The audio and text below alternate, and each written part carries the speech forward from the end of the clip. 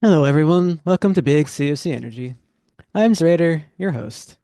Our offering for episode 22 is The Pharaoh's Sacrifice by Keith Diedenberg. We expect this to be a two-episode scenario. The Pharaoh's Sacrifice, March 1923. The investigators are asked by Professor Harold Webb to help find out what has happened to Marjorie Duncan, a senior lecturer of anthropology at Edinburgh University who has disappeared. Amidst both the Egyptomania craze and the modernization of the city, they must contend with the ever-lurking mythos. Starring EeiddKlabe as Hudson Webb, Alistair as James Cowden, Eerie Lunarose as Theodora Wallace, Jimclin as Frederick Edwards, introducing SINoALFON as Bruce Newsome, and finally myself, Zraitor, as the keeper of the arcane lore. Prelude out of the darkness. The woman slowly surfaces from the depths of unconsciousness. At first, she thinks she is still dreaming. Then, with growing fear, she realizes she is very much awake, but almost completely paralyzed. She is lying on her back, barely able to open her eyes. It takes a few minutes for her vision to adjust to the gloom. Wherever she is, the air is chill and smells of musty dampness. The taut silence is pierced by an occasional bestial wailing in the distance, which would, if she was able to move, cause her to shiver in fear. How did she get here? What has befallen her? She has no idea, no clue, no recollection of what might have happened to her. She stares at the vaulted stone ceiling far above, almost swallowed by the darkness. She moves her eyes to the left and sees another person, an older man who appears to be in the same predicament as her. The other unfortunate lies prone too, atop a stone slab. He is dressed strangely, some form of thin and loose-fitting robes. Glancing down at her own body, she sees that she is wearing similar. A flash of memory, but it vanishes as quickly as the briefest glimpse of a lonely star on a storm-racked night. She strains her gaze to her right. The crumbling stones of a wall glare back a few feet away. Strange symbols are daubed upon them. She recognizes them, grateful at least that she still appears to have her mental faculties. But that razor-thin sliver of relief quickly gives way to utter, abject despair. For the woman understands precisely what the symbols mean. All right, now we shall go in Dex order and we introduce everyone. It is 9 o'clock on a Saturday. Frederick Edwards, give us an introduction and, tell us what you're doing at 9 o'clock on a Saturday. Yeah, Edwards is probably out hunting for game. He enjoys a bit of sports hunting every now and then. He's probably on his way back. About to introduce him. So he's finished his morning hunt. Usually go in the morning where the animals are more active. And yeah, he's come back to the office, put down his gun, and is going to read the paper. Okay, you see a yellow telegram slid underneath your door. And then we shall move over to James Cowden. Please give a little introduction on what you're doing on this Saturday morning. James is actually in his home library reading some books he got from the university library. It's a everyday occurrence for him to start the day by reading what he got in terms of book. Okay. And as you're in open space, you see a telegram man. He arrives and he hands you a yellow telegram and he leaves. Hudson Webb, can you give a little introduction on what you're doing on the Saturday morning? I'm Hudson Webb, and I have traveled. No, Hudson flips through some cards, goes back to card number one. I'm Hudson Webb. You may have heard of me from such. No, and he's trying to come up with new lines for his speech that he's going to be giving at a local university, and he goes and makes himself his second cup of coffee or a pot of coffee because he's already been up for 4 hours at this point. Um, and he's probably also going to take himself a break and read some of those articles that he hasn't gotten to yet in the newspaper. You also see a yellow telegram slid underneath your door. And Bruce Newsome, a little introduction to yourself and what you're doing on this Saturday morning. Yeah, 9 a.m. on a Saturday. Bruce Newsome is trying without success to get back to sleep. He's had as many nights he has he's had a restless night of just kind of on and off napping, really only adding up to maybe like an hour or two at the most. So he's in his office right now, on the couch, just trying to get a few extra Z's, but without any luck. So he just kind of gives up and gets up, starts doing his routine. All right, there's a yellow telegram pushed underneath your door. Theodora Wallace, a little introduction to yourself and what you're doing on this Saturday morning. Yeah, so Theo is in her small shop down in Edinburgh, and it is completely packed with, antiques, odds and ends, bric-a-brac, some of it genuine, some of it just bunkum, and no one but her, or an expert would know the difference between the two. The shop doesn't open until 10, but she is currently with a private client that she has procured something for, and she's digging through boxes in the back. Sorry, I've got it right here. Hold on. It's somewhere. I had to hide it, You can't just be leaving these things lying about when I got them the way I did. Hold on. And she brings out the item for the client. About then, she hears something at the door. Yeah, yours is a public shop, so we'll say the man actually enters and he walks in with the telegram and puts it on the closest counter, then he leaves. She's like about to say, "Oh, we're not open." Oh, okay. All right, and this telegram, it is from Professor Harold Webb of the William Robertson Wing of Edinburgh University, who you are all familiar with, and it reads, Matter of some urgency. Your particular abilities would be most appreciated. Have contacted others in the hope that this unfortunate happenstance may be resolved. Meet in my office today at 2 p.m. All right, then we move over to the reception area of the Edinburgh University. Professor Webb's office is within the Faculty of Anthropology, which is located in the William Robertson Wing of Edinburgh University, just south of the city center in the academic district. Originally built as the city's medical school, the anthropology department is housed in the eastern portion of the complex, with students of medical studies and associated sciences still occupying the remainder. It's a grand three-story building of classical design. It is arranged around two quads and houses a collection of lecture theaters, laboratories, and offices, as well as Edinburgh's renowned anatomical museum. And it's not as busy as usual because it is a Saturday instead of a weekday. So you all arrive and you all notice that each of you would notice that there's four other people there. You stand in front of the reception area. There's a woman, middle-aged woman with half-moon glasses looking around. There's a nameplate that reads Nancy B. This is where you sign in at, and she's looking at everyone suspiciously. Well, can I help you all? Do you want something? Yes, hello. I'm James Cowden.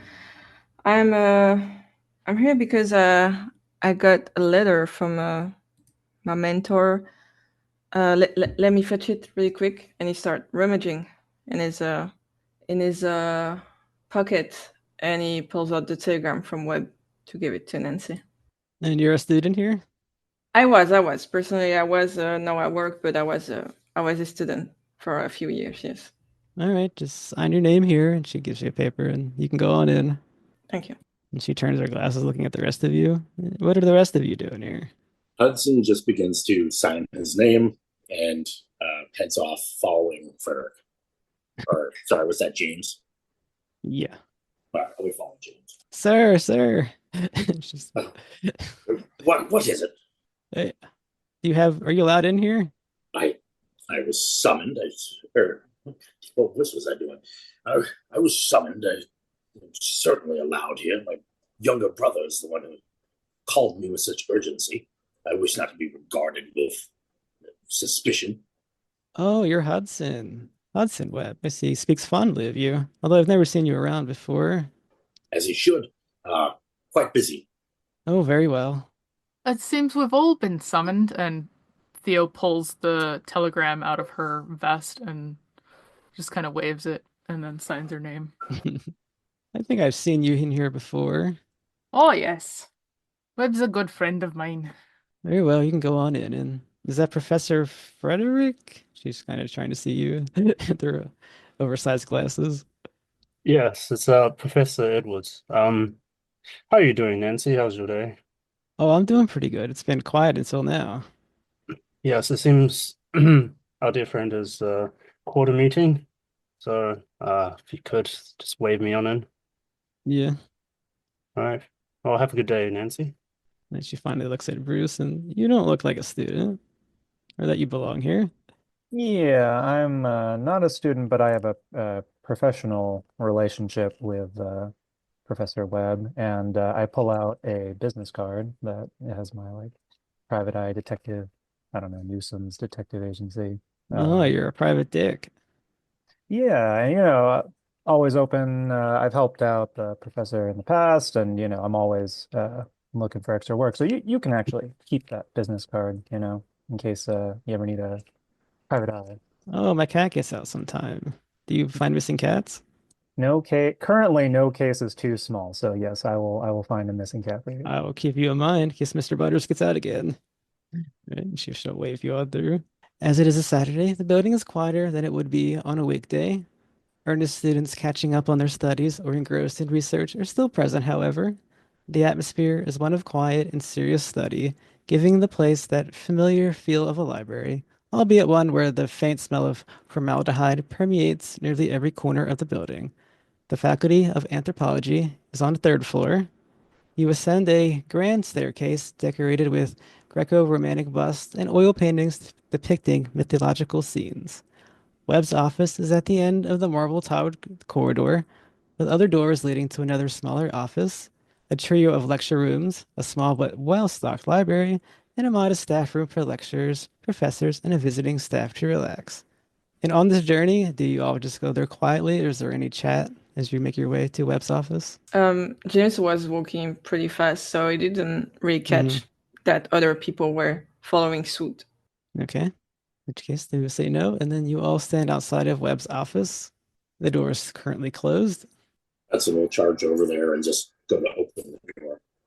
Okay, you startle your brother, and you can see that his head was in his hands. He was looking very forlorn. His desk has papers and books strewn everywhere. Harold, dear brother, for what have you summoned us so urgently? Hello, Hudson.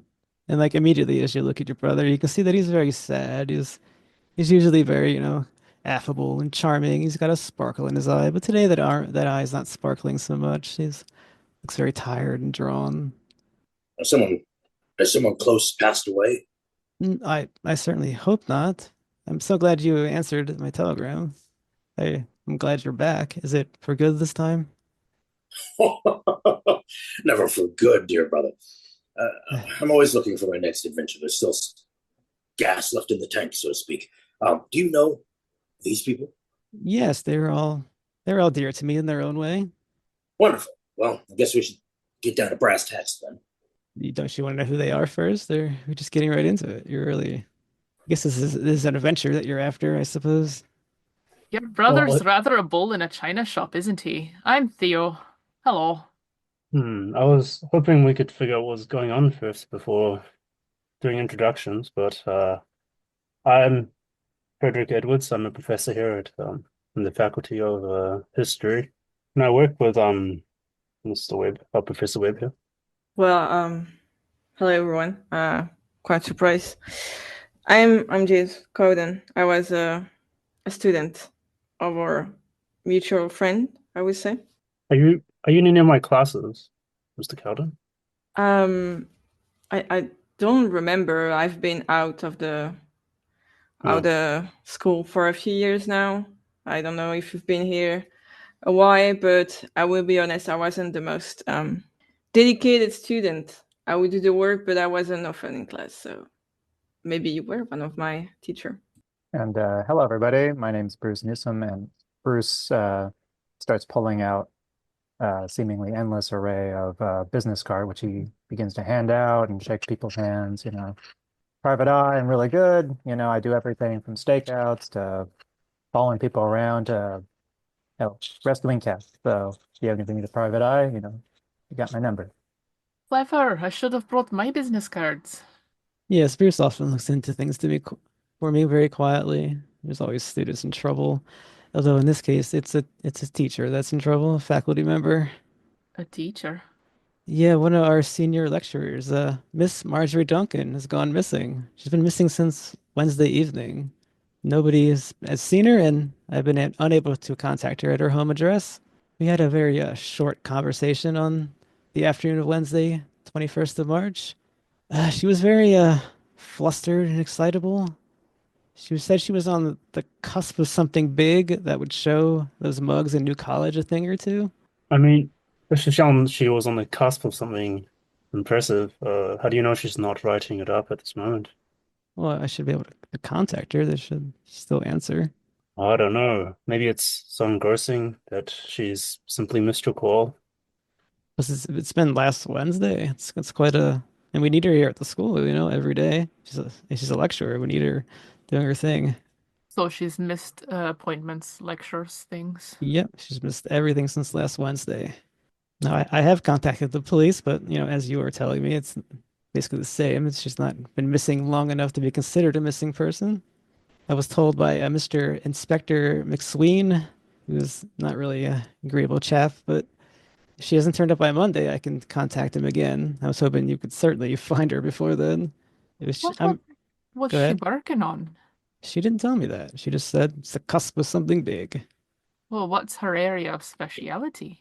Oh, she works here with me in the anthropology department. I think if it was something of that, I would know. I'm pretty sure it's not related to her work here. Well, good thing you brought the gumshoe then. I suppose. Yeah. Where would be the first place you would look?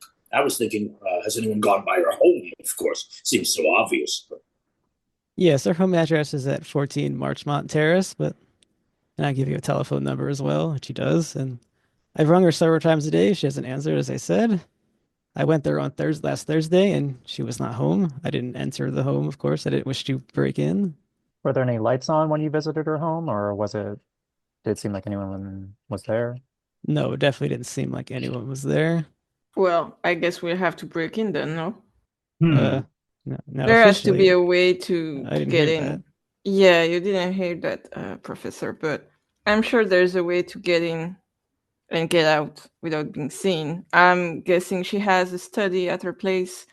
If you don't really know what she's working on, perhaps that would be a good start, right? If Well, her desk is there is a all past thing she worked on that which may be an issue, which is what those mugs at New College were. She published the paper in the past. It was comparing the myths of Odin, Osiris with the resurrection of Christ, and she posited that they all came from the same shared collective story.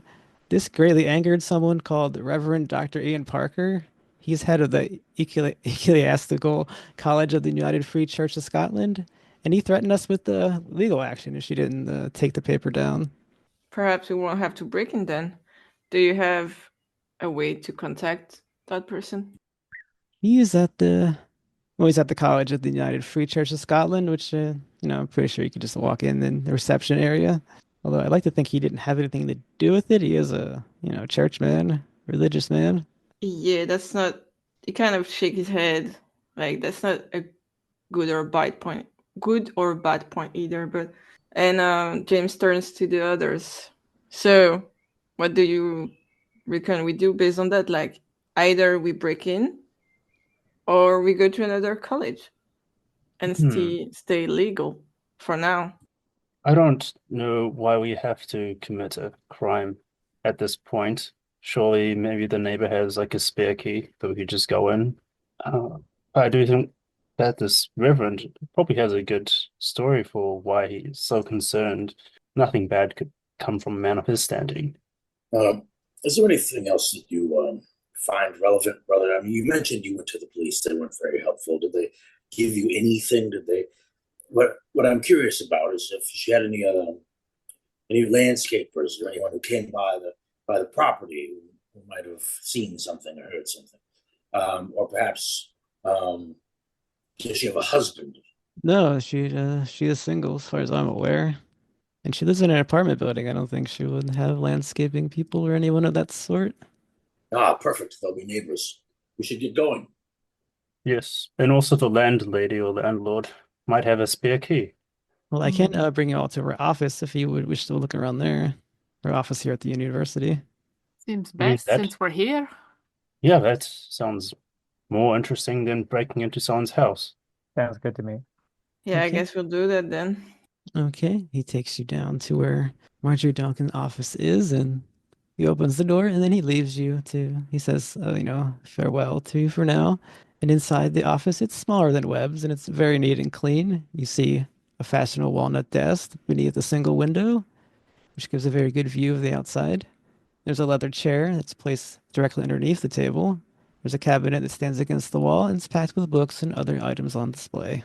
If she has any sort of appointment book, I'd be wanting to look at that. Right? I assume we're all going out and just kind of fanning out looking for things. Or, Yeah. all right, yeah, I'll Yeah. take a spot hidden for everyone to see how this goes. Okay. I got a 32 under 60, which is a regular success. I'm going to be specifically looking at the books Okay. because I figure with my knowledge of different places, I want to see if there's any places, travel guides or anything that's like the history of, somewhere I've been. I mean, this Mhm. room certainly is tidier than I thought it would be, and he's just picking up books and putting them back, but not really doing anything helpful. Theo got a success. Okay, so we shall start with, as one of you is looking around, you see that there are a cluster of trophies and medals. They line the top of two shelves of the display cabinet. They've been awarded to Duncan as a result of her prowess at the Edinburgh Fencing Society. I believe Hudson and Theo were looking at the books, and there were several dozen books arranged on the other shelves of the display cabinet. They are all, without exception, about mythology and ancient religions. Over half the titles are Egyptian related, with half of those concerning initiation ceremonies and mystery rites associated with Isis. On the mounted on the wall, there is a framed newspaper, and on that, it's something that's clipped on that because the newspaper it is an irate letter from Reverend Dr. Ian Parker of New College, deploring the lack of morals apparent within the once respectable halls of learning of the university. It specifically quotes one published paper called "The Osiris Myth Was Jesus Egyptian," attributed to one Miss M. Duncan, Senior Lecturer of Anthropological Studies, Pre-Christianity. Okay, and for the spot hidden, there was two successes, and I guess you would find it at the same time. There is a slim volume. It was hidden between two of the books in the display cabinet. It relates to the goddess Isis. The diary contains details of Duncan's appointments for the 1923, most of which are mundane in nature, forthcoming lectures, fencing meets, nondescript social encounters, and things like that. Two entries are more notable. A monthly Egyptian society held on Saturday evenings, the last one which took place 2 weeks ago, and an appointment occurring every Sunday afternoon since mid-February, referenced only as JC. The next such entry is dated for Sunday, the 25th of March. Then weekly thereafter for the remainder of the entire year, and inside of this there is a ticket stub. Oh, what's this then? The Broadway Sensation, Royal Box, Admit 1, King's Theatre, March 14th, Seventh Heaven. That's the production. On the back it says, "To my priestess and playmate, enjoy the show, Olivia." But pass that around to everyone. Might be significant. Priestess Who is- and playmate. That's a weird combo. Right, as you're passing that all around. Finally, on a photograph on a silver frame on Duncan's desk, you see the picture in that frame. It depicts several people wearing traditional Egyptian costumes. You see a smiling woman matching Duncan's description in the center of the photograph, wearing a white sheath dress and a crown of curved bull horns with a flat disc between them. And I will take a history roll to identify what this outfit is about. I got 38 under 56. Have a hard success. Okay, everyone who succeeded on their history roll. You identify the outfit as a representative of the Egyptian goddess of magic and wisdom, Isis. You see others in the photograph, both male and female, and they're all dressed similarly. There's only one that's different. One is an unassuming fellow with a thin mustache. He's dressed as a pharaoh, and what's noted about him is he is standing some distance from the others and is glowering at the camera. Well, Miss Duncan surely gets up to interesting things in her spare time. Do you think this is a photo of that group that meets? Oh, you may be onto something.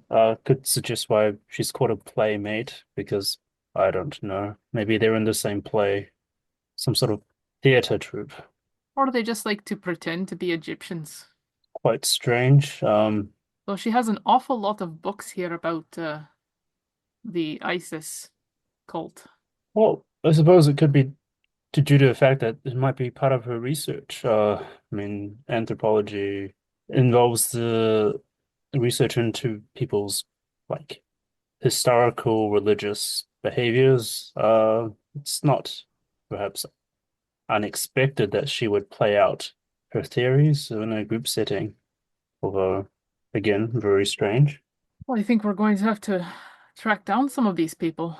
Oh, I don't see why we haven't even gone by her house yet. And these may just be her friends, or unless you're suggesting that she's currently with them, in which case we just report back to the professor that she's doing some recreational playing. I don't quite understand why she would need a ticket if she was doing the play. Perhaps this King's Theater, maybe the Royal box is where they meet. It's not a movie or a play they went and saw. Perhaps it's a ticket to their secret club. That's possible too. Yeah, it's hard to say what goes through the minds of the youth these days. She seems an odd sort. She seems to like tweaking noses. You don't normally, put your greatest detractors article on your wall unless you are. Well, some see it as a badge of recognition. She stirred up enough attention that a member of the clergy thought it prudent to write a letter. Unladylike, certainly, but I suppose there's many things about her that are perhaps rebellious. Well, she's clearly not here. Do we have any? I don't suppose we found any other clues. Are there any details about the Egyptian group that meets, other than when they meet? Is there anything in the appointment book about that? Nope, it merely mentions that it is a monthly Egyptian society. What's on March 14th? There's nothing, everything else is mundane in the book other than that. Forthcoming lectures, fencing meets. As you think that you don't see any sort of clue or connection that jumps out of you there. Would Seventh Heaven mean anything to me? Is Hudson a guy who cares about plays at theaters? I wouldn't say plays, but would it be like, I don't know, is it a concept from like a religion? I feel like he might know something about that. I don't believe it has anything to do with the Egyptian mania stuff. All right. I guess just for my clarification, when are we surmising that Miss Duncan disappeared or like was last seen? It was last seen last Wednesday afternoon. Which date is that? The 21st. So it would be this week. It's Sunday right now, or Saturday right now, and she went missing last Wednesday. And as she's a teacher, she needs to show up and do her lecturing duties and such, well, she doesn't qualify to be a missing person. It's quite a problem. I mean, we have some things to go with in this office, but perhaps she would have the more complete information in her apartment. No, definitely. Even some sort of, if we can't find any additional information, we can at least like look for, who this Olivia person, maybe she'd know where she'd run off to or disappear to. Yes, if any of this is extracurricular, as they say, there might be clues. That photo that's on the desk, Keeper, I think Theo wants to like try to take it out of the frame and look at the back of it and see if there's any names. Nope, the photo pops right out, but nope, it is blank on the back. Rats. I want to know who these people are. I mean, sorry, again, Keeper, is there anyone from the school in the picture apart from Miss Duncan? You don't recognize anybody, nope. Good thinking. We should take that picture with us. I'd like to identify that creepy fellow in the back there. I don't think I'll have a hard time placing him if I saw him, but maybe the rest. Good thought. All right, well, we've got a lot of things that we can look into, but none of them jumps out to me as the obvious thing to do first. I think the most obvious thing is to go by our place. Check there, as you said, for more detailed clues. Sally forth. Yeah, and if we're lucky, maybe she's there and we can put this all to rest. Sounds good to me. All right, understood it. We move over to Marjorie Duncan's residence. Her apartment is a ground floor main door apartment, part of a larger tenement building in Larchmont, mostly a residential area. There's a short walk from the William Robinson Wing, separated from the university by the meadows, a large municipal park popular with the locals, dog walkers, and those seeking exercise. You arrive to the building, and what is your plan? It is daytime. People are out and walking around, so if anything illegal is happening, you may definitely be a chance you're spotted. Yeah. Is there like a clear label for where the landlady or landlord is staying? Doesn't appear to be. It's one of those tenement buildings, kind of the faceless. Managed by the council. Well, so we can't just ask for access. Do you want to ask one of the neighbors, or shall we just let ourselves in? Rather not go around breaking windows. Oh, nothing so crude as that.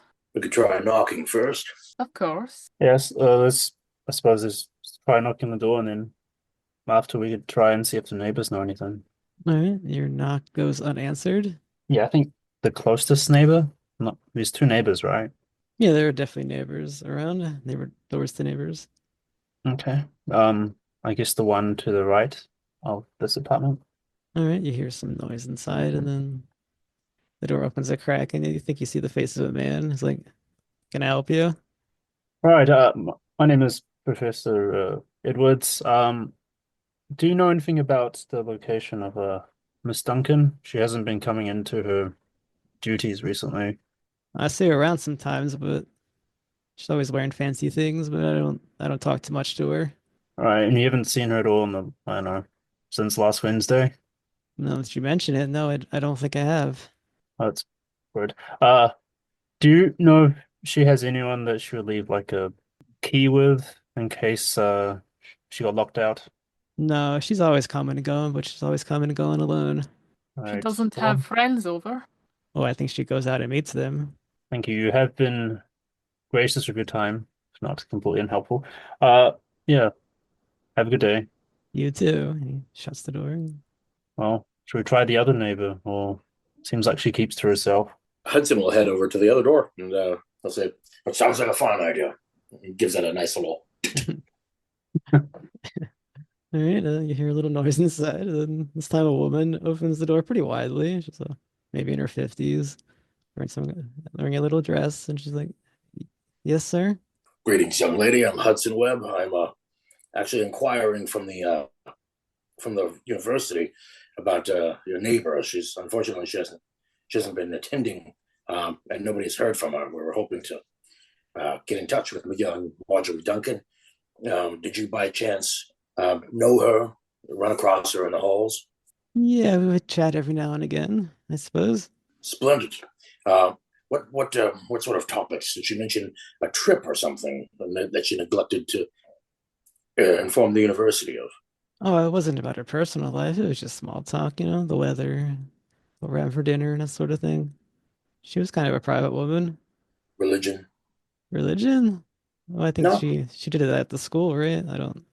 Right. She was very into studying those kinds of things. I thought that maybe she would have brought it up in casual conversation. No bother. Can you recall when the last time you perhaps heard or saw her? Yeah, maybe Tuesday or Wednesday. As expected. Well, I appreciate your time and you've been most helpful. Thank you. Of course. Have a nice day. She shuts the door. Well, detective, was it? Suppose you have something you do in these sort of situations. I immediately begin picking the lock. Right. All right, give me that locksmith roll. No I hesitation. got standard procedure, I got a 3 out of a 55. All right, I think that's Damn. either a harder extreme success, which is it's very quiet. You all see him very quietly and skillfully just pop this door open if there's some jiggling with the lock, and then you can enter now. I make a point of saying like, oh, it looks like the door is just wide open. No convenient. Suppose after you. And yeah, I'll go inside. Mm-hmm. All right. We enter into Duncan's apartment, which is a 2-bedroom affair with a sitting room, a kitchen, and a lavatory. We have a bedroom, we have a spare bedroom, we have a kitchen, we have a sitting room. Right. Which room has the most papers just lying around? I would say probably the sitting room. All right. Professor Edwards is going to make his way over to the papers and start, I guess, flipping them around. All right, well, let's set the scene as you enter into the sitting room. You see two comfortable armchairs, one more worn than the other. They dominate that sitting room and arranged on either side of the unlit fireplace, and with a low coffee table between them. You see a book containing photographs of American jazz musicians on the table. A bookcase houses several dozen volumes on ancient cultures, mythologies, and histories, as well as a well-thumbed collection of crime fiction paperbacks. There is a small table beneath the bay window with two wooden chairs on either side of it. In the center of the table stands a strange-looking board game consisting of an ivory board about a foot long on four foldable legs, which are carved in the shape of a lion's paw. Does that stop you from looking at papers, or do you keep going? I mean, it is rather tacky. No, what's written here? He's going to ignore the thing. And Okay. this- The papers are bad or pretty meaningless newspapers and such. You do see a writing desk that's locked. Detective, another one here for you. I reach out my trusty lock-picking tool and All right. That and locksmith roll. 95. So I failed. All right. He is You not want me successful to this give it a try? Please do. Be my guest, I mean. I'm not quite as good as you are, probably, but I've picked a lock or two in my time. Sometimes old things come locked and you have to unlock them. Ooh, a time. 3, an extreme success. I make I it like look easy, apparently. I like it always has to be an extreme success. Right. It's failure extreme every time. Yeah. Yeah, just like he quietly, quick popped open the door to the apartment. She does the same with this. And inside this desk, there lies, tucked away in one of the corners, is a journal. The journal itself is blank, but contains a loose page with this upon it. The paper says start with these, and then you see numbers. What is this? Won't make anyone read these, but it looks like it goes from 1 to 11, and there are numbers, and some of those numbers are underlined. Well, not really an expert with codes or something, but this does make me think of perhaps moves on a board. It's like his chess. But I don't know. The notation is unfamiliar to me. It's just numbers. And what did you all see when you walked in there the first time, which I was ignored? Yeah, the board game. Go look at that. It's not See if any it board game has, that I have seen. yeah, like Sorry? a 28 square or something. Is that? Yep, you will. The board has three rows of 10 holes into which several long pegs are inserted. The pegs have small carved heads. Some appear to be stylized Egyptian priestesses, two represent pharaohs, and several others are either carved to resemble ram or hawk heads. And I will take a history or archaeology roll. I mean, it's obviously Egyptian, of course. You don't need to roll to see that. You can draw and see something else. Oof. I got a 7 under 6. I got a 28 under 60, which is a hard success. Yeah, on my side too. Right, so we got- Archaeology 63, sorry. Yeah, and I got a regular. Regular. Okay. So, as I said, you recognize that it has Egyptian origins, but the craftsmanship of it is modern. And that hard history roll, it tells you that it is a version of a forgotten Egyptian game named Priestesses and Pharaohs, the rules of which have been long lost to time. Do I know of it, like, somehow? Since I did Egyptian, like, can I roll on Egyptian for that, or There are no hieroglyphs here to read. no? Okay. Is there like a book that she has regarding the rules in her house? No, all you see is the board game. I guess, was there anything interesting on the papers that were on the table? Nope, they were just showing you that the writing desk was there. They were just newspapers. Suppose. What's in the other rooms? You want to have a look yet? And there's a kitchen, there's a sitting room. No, we're in the sitting room. There's a kitchen and spare bedroom and a bedroom, the main bedroom. Oh, it doesn't feel right going to other people's bedrooms. I'll go. Theo has no compunctions about that. It's a woman's bedroom. She'll go search it. Okay. Inside of the main bedroom, you see a double bed, a wardrobe, and a dresser. Which you're looking, if you're going to look through that wardrobe, you see that there is an ISIS.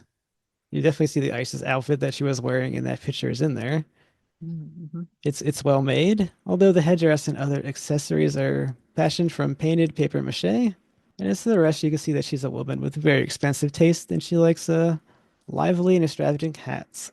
She's got quite the hat collection, and she does indeed dress up for her the Egyptian society, but this outfit isn't real. It's nice, but not real. She'll like bring that out and, hold it up to folks. All right, so some sort of dress up meeting of some sort. Kind of shake his head, but nothing's come to James' mind. Was there anything beside her bed? Like, did she have a bedside stand or anything? Nope, your search through doesn't find anything else of use. Okay. I'm thinking of something. The back of the ticket, it said, "To my priestess, the game is priestesses and pharaohs, and playmate, because it's a game." So this Olivia must have played the pharaohs, but no one ever came over here. And there's this string of numbers. Perhaps they were playing by mail. We should see if there's perhaps an address for this Olivia. Does she have any mail lying around? No, it doesn't appear to be anything like that in here. Are there like any pictures, perhaps, of this Olivia? No. I don't quite understand the youth.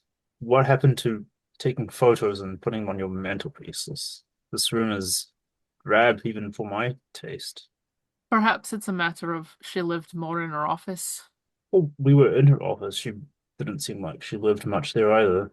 Only so much you can keep at your office, I suppose. But we did find that one photo, and then, the framed article on the wall. It sounds like she's like myself. She liked to spend time out with experience rather than having a nose in books. Despite the fact that she's a professor, it seems as though she liked to live. Her money was spent on finery.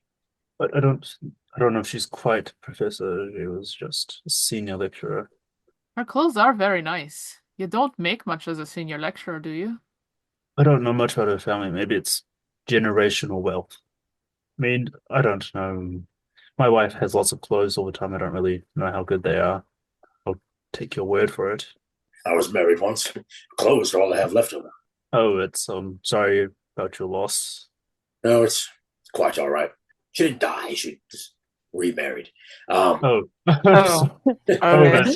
It is something. Nice. Never mind that. That's my apologies. The pose was interesting. The clothes were interesting. I don't know about that. All right, Keeper, do we see other things in the room, or is there a way? Like, I'm guessing everything's rely on the game. James was looking at the paper with the start with these. There's another bedroom. But... Yeah, but it's kind of stuck on the game. Okay. I'm just gonna suggest something like to the other, so in game about that that game. What if, I don't know, the first number is 3, right, in the second column? So what if we punch 3 times in the hole at that section, if I understand the game well, and then 2 times 5 and 22? I don't know, I'm just stretching, but unless we find something in the other room. But I'm tempted to mess around with that thing, actually. And it does start messing around with it. All right, you move the pegs around I don't know if we're reading some kind of novels or something, if that, a secret door is going to open or anything, but no, nothing appears to happen. Damn. Should have known this was just crap. I don't have to know the rules of this game. Can you tell? I mean, you're young, right? You play lots of games, I suppose. That's an interesting take, but I'll take like a knowledge roll or an idea roll if you want. okay. This could be your choice. Let me look. What is my knowledge? Oh, 65. Wait. I got a 5. Okay. You don't know the rules, but you clearly recognize this is like a move list of like a combination of moves, but the list is incomplete. It's not enough. There's more than 11. It's like Okay, the beginning so- of it. Okay. It's missing. There has to be more. That's for sure. Keeper, you said there's another room, right? There's a spare bedroom, yet. Okay. James started to walk to there, try to open the door. Does it open or is it Yep. locked? It opens. It's just dark inside Okay. because the shutters are closed. All right, then shutters are not closed anymore. Well, as you walk What? in, you see in the dim light there's a shadowy form in the corner. Oh, okay. Maybe we keep the shutter closed. Kind of Alright. started backing off, definitely backing off and All right. stumbling on my feet. How about you roll your sanity? Yeah, we can go through throwing the shutters open. I like that. That'll work for this. I got 47 under 60. All right, you walk towards to throw the shutters open. You are startled by the form in the corner, thinking perhaps it's an intruder. As you throw the shutters open, the light appears, and it is a shop mannequin that's being used as a dummy. The mannequin is Oh, covered in marks and indentations, as though it's been repeatedly struck with something. well, at least it's not an intruder, but it's not any better. Is there anyone else with women in the room, or you guys are all still in the main room? I feel like I would follow after you. I don't know if the others would, but I'm interested. I'll come in too. Are you Probably guys seeing this, or I'm hallucinating? Like, I get the mannequin in the corner, but all those dents, and he started touching the thing. All right, they look like something sharp stabbed into them. Oh, she was a fencer. Yep. All There's those medals. Yep, there is a wardrobe around if you wish to search through Oh, so this is normal. Oh, okay. it. Still kinda unsettled by this, but yeah, the wardrobe, you say. Yep, as James, as you look through the wardrobe with her words in your mind, yeah, you do see fencing gear, which include a trio of foils, What's that? a fencing sword. Okay, thank you. He's gonna Jim's gonna take the sword and he's gonna try to put the sword in one of the dent to see if it's the same, if it's the same weapon. I Yep, would it say. slides in there with ease. It seems like the sharp has been the point has been sharpened. Okay, well, we know what this mechanism is about. Is there anything else we can see aside from the fencing stuff, the fencing mannequin and stuff? No, it appears Or this is is just her room for fencing training at home. okay? No books nor anything. Nope. Damn. Is the wardrobe open? I would say it was closed and you opened it up to. Okay, so what we see what we get. Yep, just the Okay. fencing gear equipment. They Well, have those this room is padded useless for vests and us. things. I'm sorry, what did you say? I cut you. Oh, I just was saying, they have those padded vests and things, the little masks Mm-hmm. when you're fencing. Yeah. Yeah. Okay. So nothing of use for us, but we know she can fence, I guess. Well, if she was that good of a fencer, it'd be hard for anybody to just grab her up, wouldn't you think? Well, I guess only if she had a sword. Are any of the swords missing? Can we tell, Keeper? No, none of the swords are missing. Looks like three. It's like a box that has three of them in there, and all three are there. As you can tell by the indentations in the box. I'm curious why might be nothing, but why the blinds were closed though? Is there sometimes in library you close the blind to avoid yellowing the books? Could there be? Is there a way to investigate around the blind? Like there's something, or is really what we see is what we get? Yeah, you think she just close the shutters, that's all. All right, James kind of off and leave Maybe the she doesn't rooms. want the neighbors to say you're stabbing something repeatedly. I don't know. Yeah, you're not wrong. Actually, I didn't think of that, but yeah, James leave the room. Is starting to get frustrated. Well, despite his frustration, you do have other leads to follow. I'm sorry, but can you give again a small description of the room we're in, aside from the board game that we see in terms of disposition? The room we were just in, or as you left the No, room, I thought. the main room with the board game. Ah, the main room. Okay, it's like basically the living room. There's comfortable armchairs. There's all the sorts of things you would. There's an unlit fireplace. There's a coffee table. There's a book containing photographs of American jazz musicians, and there's a bunch, just like her office at the university. There's a bunch of mythological religious books, and you Is search through there those. And any? go ahead. Yeah, yeah. I was gonna ask if there's a way. Of course, there's a way, but if we can search for it roll something that Uh, would give us an idea or something? that was Like, easily done earlier, which found the writing that paper yeah, in it. but is there still like is the the Yeah, I'm The gonna say Um, mechanically there's no more spot hidden in there. You have found the clue, just so we don't keep. right, the book that we found that paper in, Mhm. was it talking at all about like this game? No, the journal was completely blank, Oh, just that's right. It was a blank journal. with Yeah. that page shoved inside of it for whatever reason. um, Um, if we flip through the jazz book, does anything like fall out? Nope, Okay, it's just a book. it's just the book. Just appears she's really into American jazz musicians. Keeper, earlier you said in the bedroom it was a double bed, or was it like I guess I meant Yes, it's a double like a bed. okay. But sorry, just to be clear, you didn't mean like it's a double person bed, but not like a bunk bed, I guess. No, it's definitely not a bunk bed. It's just, I guess, a bed that's bigger than normal, twice as big. Uh-huh. I Hudson's get gonna go poke around in the kitchen. I'm gonna see what kind of beverages she drinks, what kind of food is in there. Hmm. All right. It appears she's a woman of refined taste. There are many jars of pate, preserves, pickled vegetables. Some of them are labeled as being the produce of Jenner's, and that is apparently an expensive store that you all recognize as the expensive store in the city. All right. Does she have coffee or tea? He does. All right, Both of both. them. All right. Are the teas like rare? Do they sell them? It's just like more stuff from the high end store. Yeah, it's just more stuff from the high-end store. All right. I'll just kind of walk back over toward the other thing, toward the main area. I would much like to learn about this game. I'm very curious about it. There's nothing like seeing people play their ancient games when they're available before they're lost to time. Something informs you about the people. That's why I like to travel. I would like to find out about this. We should take it. I don't think Miss Duncan will be coming back for it anytime soon.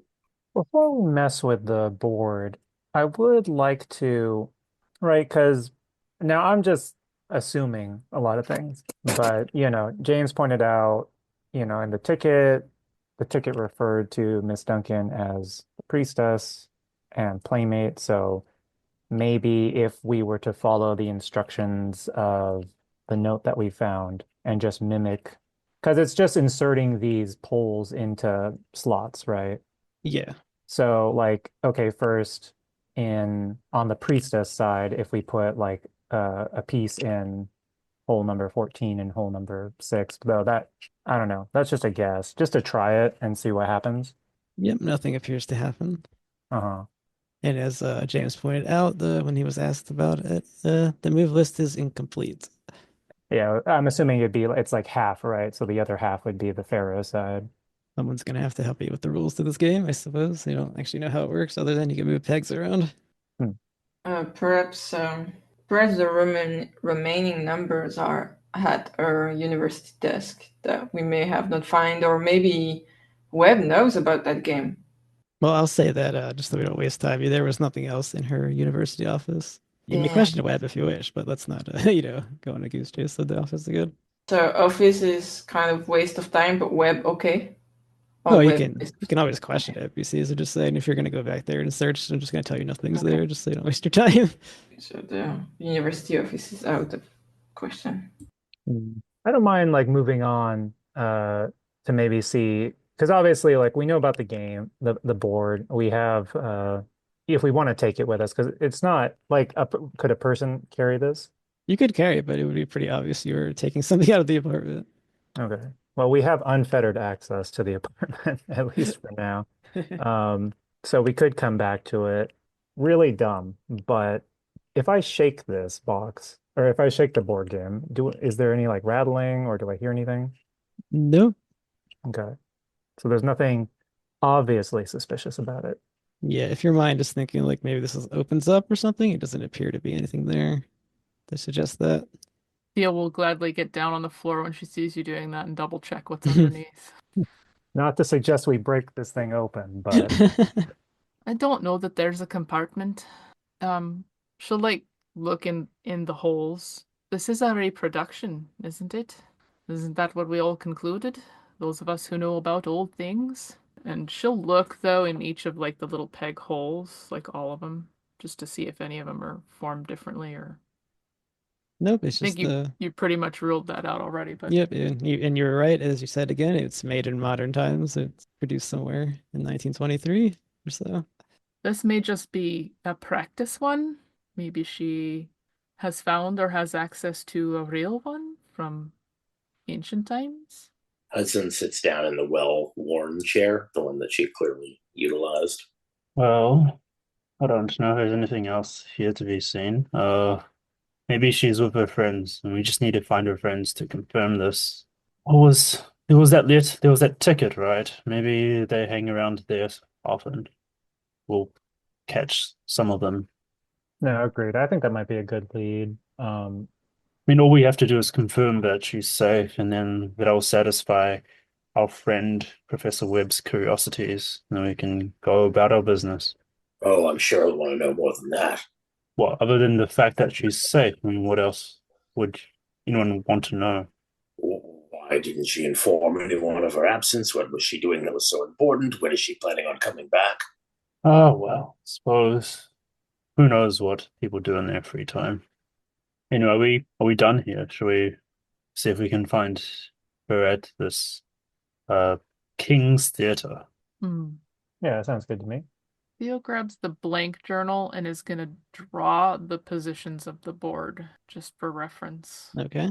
Like the shape and the where the holes are on the board. Because this is a Also- whole like little table, so we're not gonna take Yeah. it with us, I guess.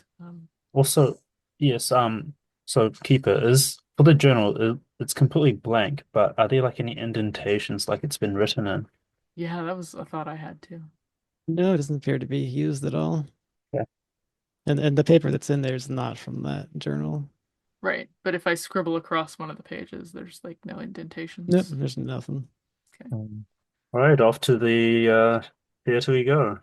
All right, as you begin to leave the building, you do see two constables.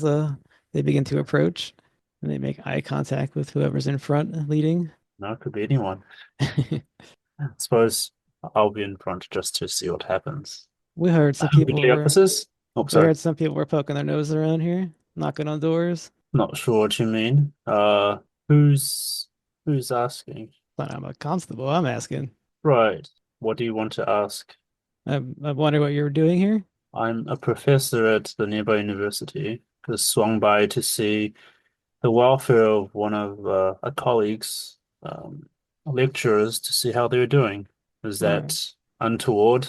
As long as you're telling the truth, it's not, I suppose. I mean, I can give you proof of my identification. I don't see the whole issue of me being here. I would like that very much.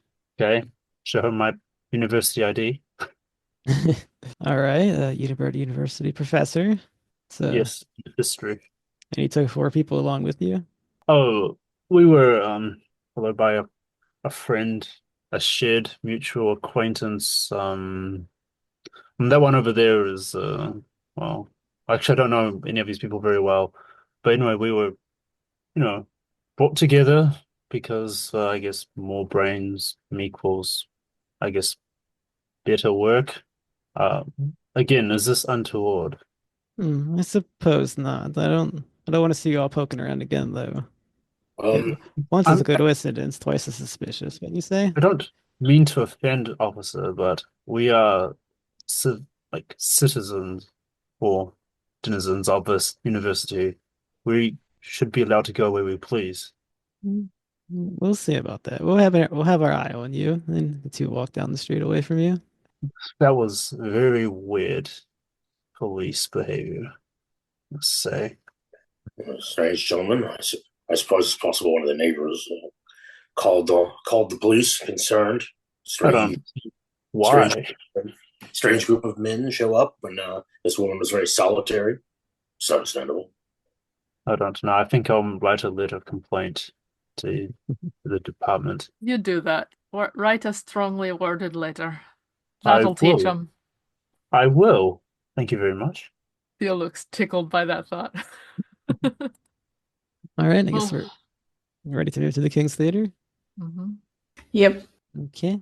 The King's Theater is a short distance to the southwest of the university It is a grand Victorian building that opened to the public 20 years ago. It has quickly become one of the city's most popular stage entertainment venues.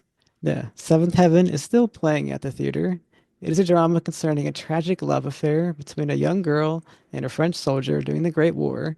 The production at the King's has garnered positive reviews, largely down to local actor Olivia Reed's moving portrayal of Diane, one of the play's central characters. And you have access to the public areas of theater during the day, and the performances are nightly at 7:30. One of the players in this is Olivia. Surely it's not the same Olivia that our Miss Duncan knows. Oh, I think it is. Well, I think it's safe to say it certainly is. I don't. Olivia might be a pretty common name, I suppose. But that's the person who got her seats to this show. It seems to go together, does it not? Perhaps. I say we get ourselves some tickets for the next performance. Indeed. Much as a ticket. Irrelevant. I don't know if that's irrelevant. Is there like a ticket master person? Yeah. Okay. We'll say the public area. There's a little booth with a person in it. All right. Good day, sir. How much is the ticket to that showing today or next showing? Oh, it'll be $10 a person. That's steep. Mm. What if we have several tickets? Would we get some sort of discount? Discount? Suppose I can make it $5 per person if you're You that know hard up what? about it. That's about right. A friend of mine was mentioning special boxes. I thought they said something about a royal box. That would it be possible to see the show from there? Yeah, I guess you can have a real box if you want, sir, if you're paying. Absolutely, sure. I've got 1, 2, 5 tickets, please. All right, his eyes kind of go wide, and here you go. There at 7:30. Also, is there an opportunity to talk to the players, perhaps before or after the performance? Yes, can we bring them flowers or something after? Well, if you wish to, we can maybe meet up with someone after they perform. Well, it's not really highly irregular. Is it really irregular to not meet to want to meet a hero of a performance? Well, you did buy the royal seat, so I guess we will allow it. Who are you looking to meet? Oh, I'd love to meet Olivia in person. All right, if you do it after and respectively go and see her, I guess we can allow it. Yes, I just want to congratulate her on her triumph. She's getting good reviews here. Yeah, she is amazing. She's the reason why everything's going so well here. Brilliant. Do you know Olivia quite well then? Well, I don't know her, as a person. We just work together. So you do know her quite well if you work together. Well, I'm in a ticket booth, sir. She's a big actress. Do you know if do you recognize any of the people in that photo? Who's holding that photo? I mean, I guess I would have it. I'll pull it out. All right, we were just wondering, do you recognize any of these people besides this young lady here? And I guess give them the photo and see if you recognize any of them. Yeah, he points it out. Well, Olivia Reed is in this photo, and he points her out. Oh. Well, yes, and that's Marjorie, her friend, which we know. Do you know any of the other people? Have you seen them around? Do they come visit her? No, they definitely don't. Oh, she's in some sort of club with them. A club? Yes, Egyptian, it's themed Egyptian, you see. I was hoping to join. Well, I suppose you could talk to her about that after. Excellent. Thank you, ticket boy. You're welcome. It's like I'm a grown man. I'm 45, sir. But she Surprise hasn't. 63. Olivia hasn't been late to any of her performances, has she? It'll all go off as usual tonight? Yeah, I saw her earlier practicing. Shouldn't be any issues. Oh, good. Marjorie hasn't been making her lectures, so we were wondering. Oh, Far too much information for the ticket boy. That's yeah,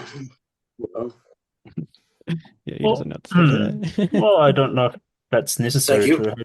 Have you seen Marjorie around here nearby? Sorry, recently? No, I've never seen anyone in that photo other than Olivia Reed. Oh, okay. Well, if Marjorie swings by, please tell her that there are people looking for her. Like, in a good way, not insidious. People concerned about her well-being are looking for her. And just pass that message along, please. You all are obviously looking for a missing person. You're terrible at this. We're not looking for a missing person, but it's just people worried about her, want to make sure that she's fine. Well, technically, she can't be missing yet. So, yes, we're looking for a person to confirm whether or not we need to be concerned any further. But as you said, not missing, not missing. She's No. not missing. We're just looking for her. He's trying to follow all She's these, fine. if she's not missing, what's the problem? No, we're just making sure she's fine. She's not missing. Right, well, The police have made due to inform us that she's not missing until certain criteria have been met. Those criteria have not been met. There's no need for further concern. I appreciate your assistance, Fox Boy. And we'll perhaps see you again on 7:30. all right. I love how As we walk suspicious- away, Theo goes, "Oh, I'm still totally psyched to meet Olivia. That's all I'm interested in." Were you going to say something, Bruce?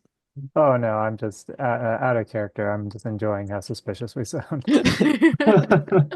I not anything insidious. I was like, oh gosh. I Right? wasn't even thinking that, sir. We're just a couple of Until you said concerned- it. Just, it's in her best interest if we find her. Oh, you sound like the mob. This young, That's beautiful right. actress has people looking for her. Nothing can go wrong here. Exactly what I was thinking. Sounds mafia related.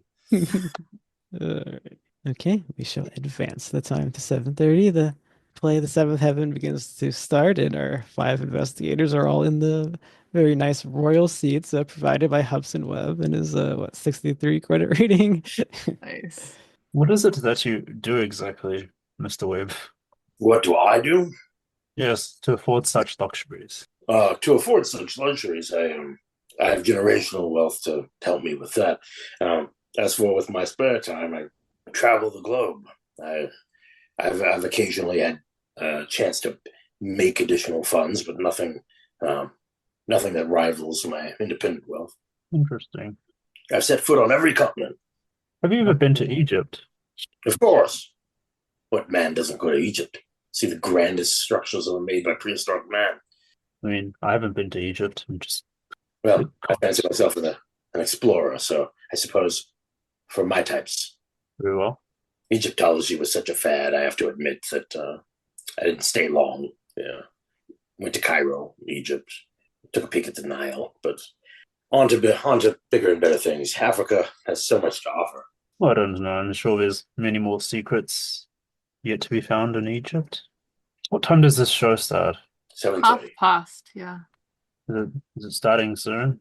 I don't see anything happening. All right, as the conversation dies down, it's very convenient. It begins to start finally, and all the players take their stage. And I will spare you an attempt at me trying to act this play out. And you're welcome. But as you all focus on Olivia Reed, or I do have her description, we can go with that. You do see Olivia Reed. She's a woman in her early to mid 20s. She's slim. She's very attractive. She has flame red hair. It's been cut in a fashionable style. You can definitely see why eyes would be all over her. She's definitely the beautiful stage actress one would imagine. As you watch her, she does appear to be troubled. Her performance, while she's doing it very well, she's something is troubling her. Her mind seems to be elsewhere, and she does flub a line at one point.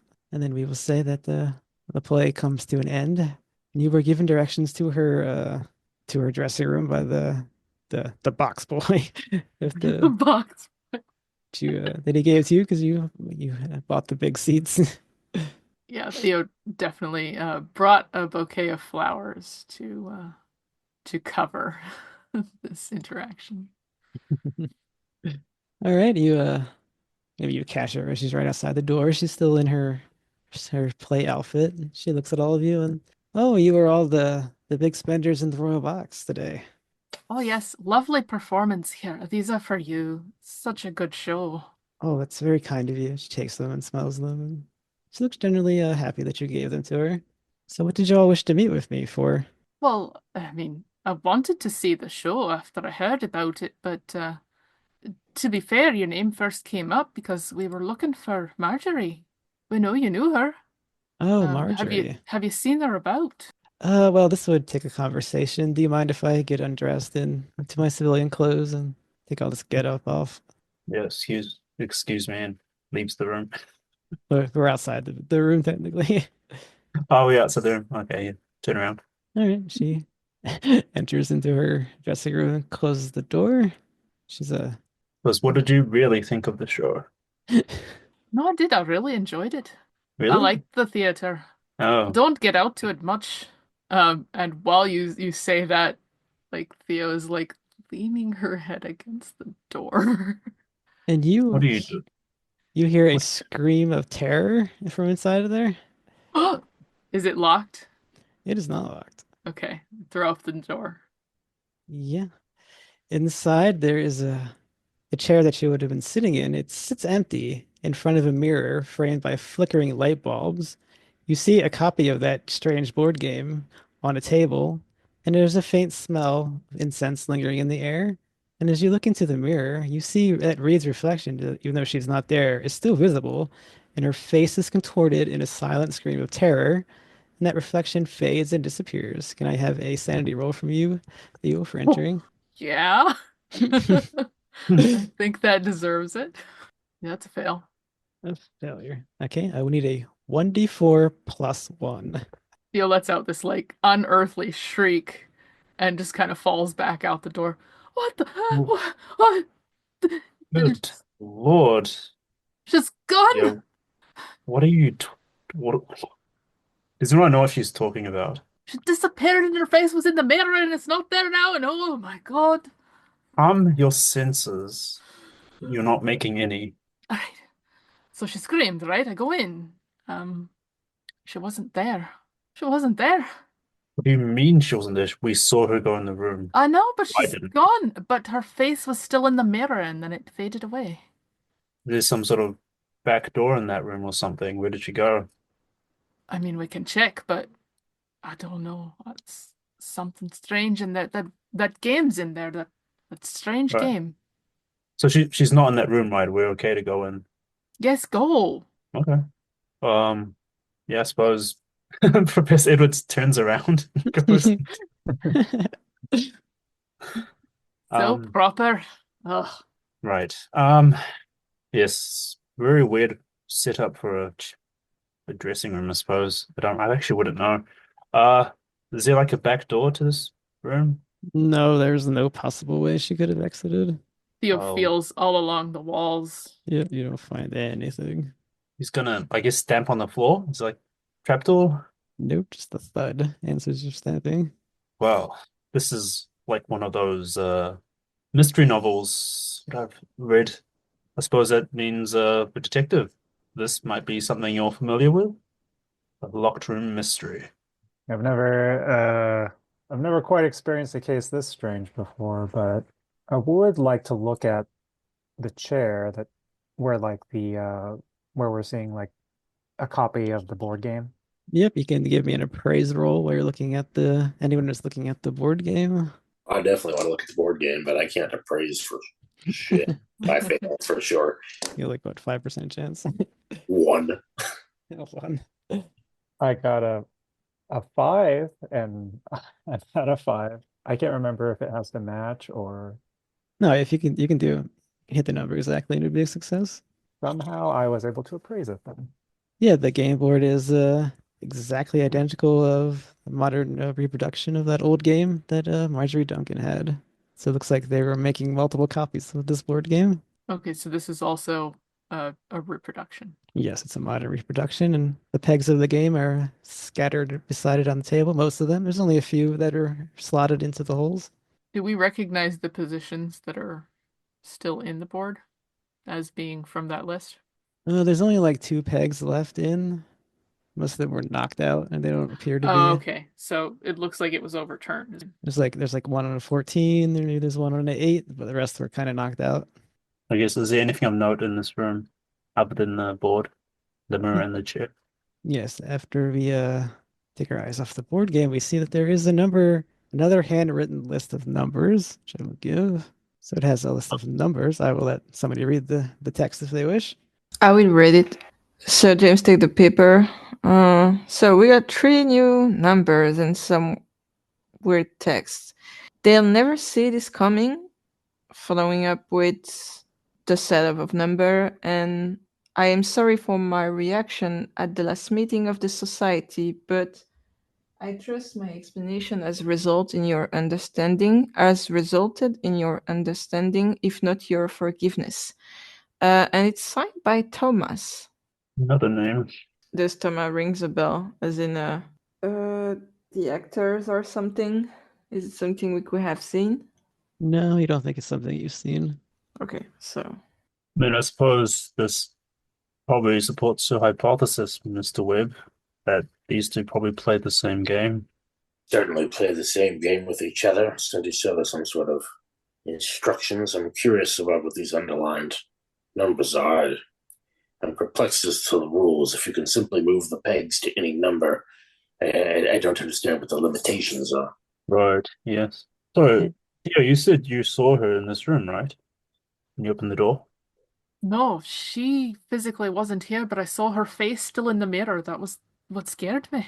I mean, I've heard of magic tricks that involve mirrors, the phrase smoke and mirrors.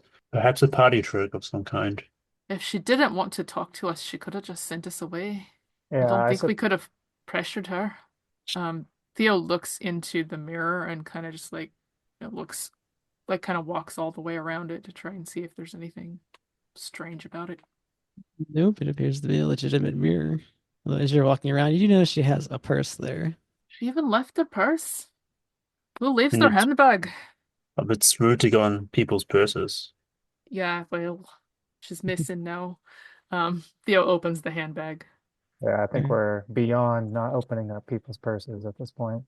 All right, as you rummage through the purse, the only thing of note that you wouldn't expect to be there is this. It is a card, much like Newsome was passing around earlier.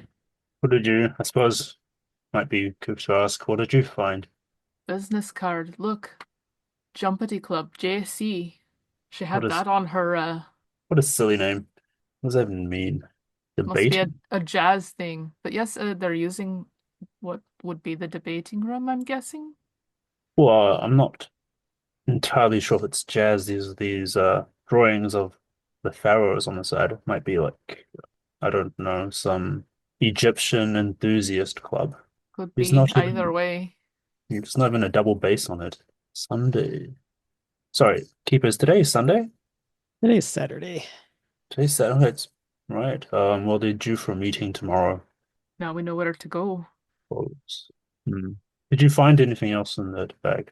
No, just the usual stuff. I'd look again, Keeper. I'm looking for any like photographs or anything like that. No, nothing like that appears in there to be in there. No, like address book for friends either. Nope. Oh, these young people, they just keep it all in their heads, I guess. I suppose worth asking, does she have money in there? Yeah, she's about $100 in there, as well as, makeup and I mean, they're certainly not short of funds. $100.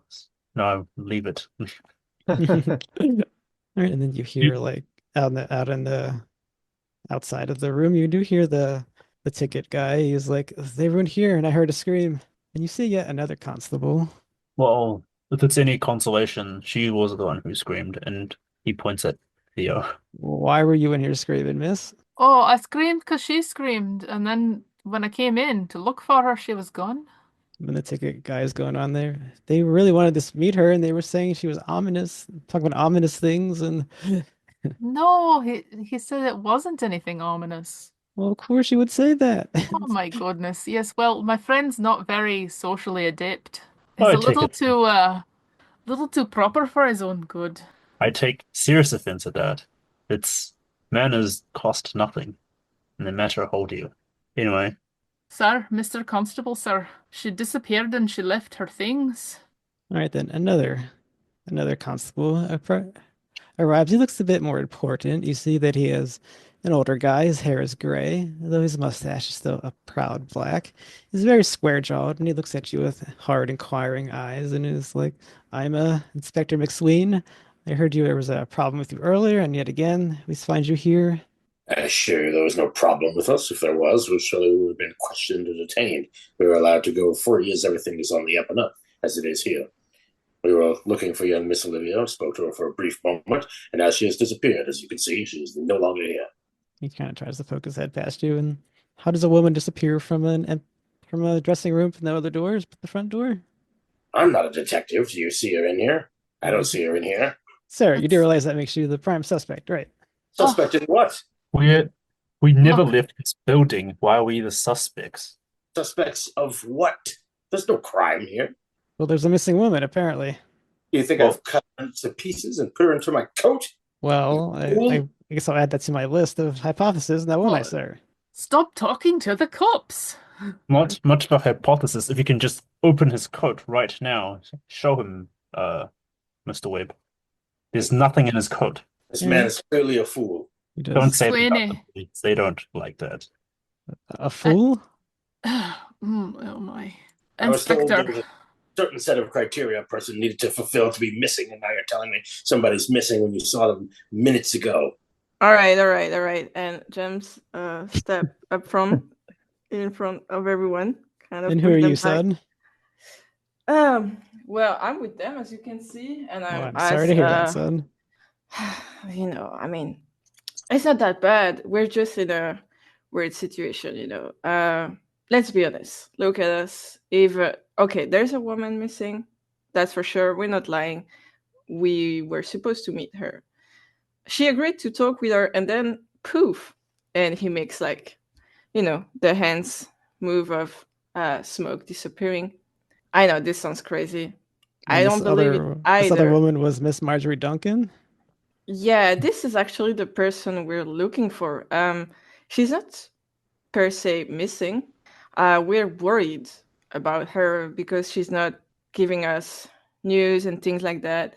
And we're kind of looking for her, and she seems to have a connection with Olivia, which is why we're here. And my keeper will roll fast talk to try to deceive the police officer, if that's okay. Yeah, I'm gonna lie my way out of this.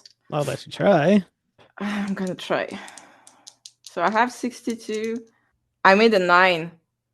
So, officer, I understand this is not the greatest situation. Everyone's talking over everyone. You're confused, we're confused, but where, as they showed in my friend's jacket, where would we have put her? As you can see, there is no crime scene, and he shows the room. There's no blood, there's no nothing, there's no box where we could have fit her. So I hope you understand that we're just as lost as you, and we hope to cooperate more than anything. I mean, our goal is to find our friend first, not to cause trouble. All right, I will believe that you have nothing to do with it. However, there was a scream, unless you're calling this man a liar. No lie. We're no liar, no lie. It is true. We all heard it. You heard it, but we just don't have an explanation. And I understand this is weird.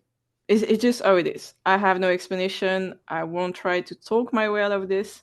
We're just looking for answer. So are you. So why not work together instead of fighting? Well, we're gonna let you all leave, but I don't want to see you in trouble again. And we'll take over this. I mean, you do understand this is not the same thing. High-profile actors disappearing like that. Yeah, totally. We get it. Oh. We get it. And we're sorry for probably causing a bit of trouble, but we're no criminals here. Look at us. We're just academics. And so we're gonna take our leave. No And worries. if Marjorie's still missing on Monday, we will look into her as well. You can find us at the university. See, we're cooperating. I'm telling you where you can find us if Marjorie's not there. All right, Isn't that good fate? You may all leave, but I don't want any more amateurs poking around this. I don't want to see you all again. Especially Sure, not you. officer. And he points at Hudson. No. It's okay. No worries. We're going. And he kind of pushed the group away. Theo Out of the gestures to theater. the purse. McSweeney, she left without her purse. That's not a thing a lady would do. Please make sure that is kept for her. Hopefully she turns up. And he gives She you will, hard she will. eyes. And he's like, all right. Goodbye, everyone. Goodbye. All right. The hard success let Hudson Webb get away with it too. He was going downtown otherwise. Yeah. Hudson, no. Okay, Well- you all leave, and I guess we'll say you're outside this public theater, and you may do as you wish now. Never had such unpleasant encounters with the police before. Well, Yeah, well, the more you say to them, and the more abrasive you are, I do my best to just avoid them. Yeah, I think especially since McSweeney seems to have he seems to be targeting us right now. It's yeah, we have to suspicious. play it down. What are you going to say, Professor? I cut you, sorry. Oh, just sort of suspicious that no one took an interest in this until we started trying to figure out where Miss Duncan went. And all of a sudden, when we are interested, we get bothered by the police, not on one time, but twice in the same day. It's unbelievable. Yeah, that is true, actually. I didn't think of that, but we only went 2 places, and the police was there twice. So, Mhm. and James kind of start looking around to see if there's perhaps someone watching us from somewhere. Is there a roll?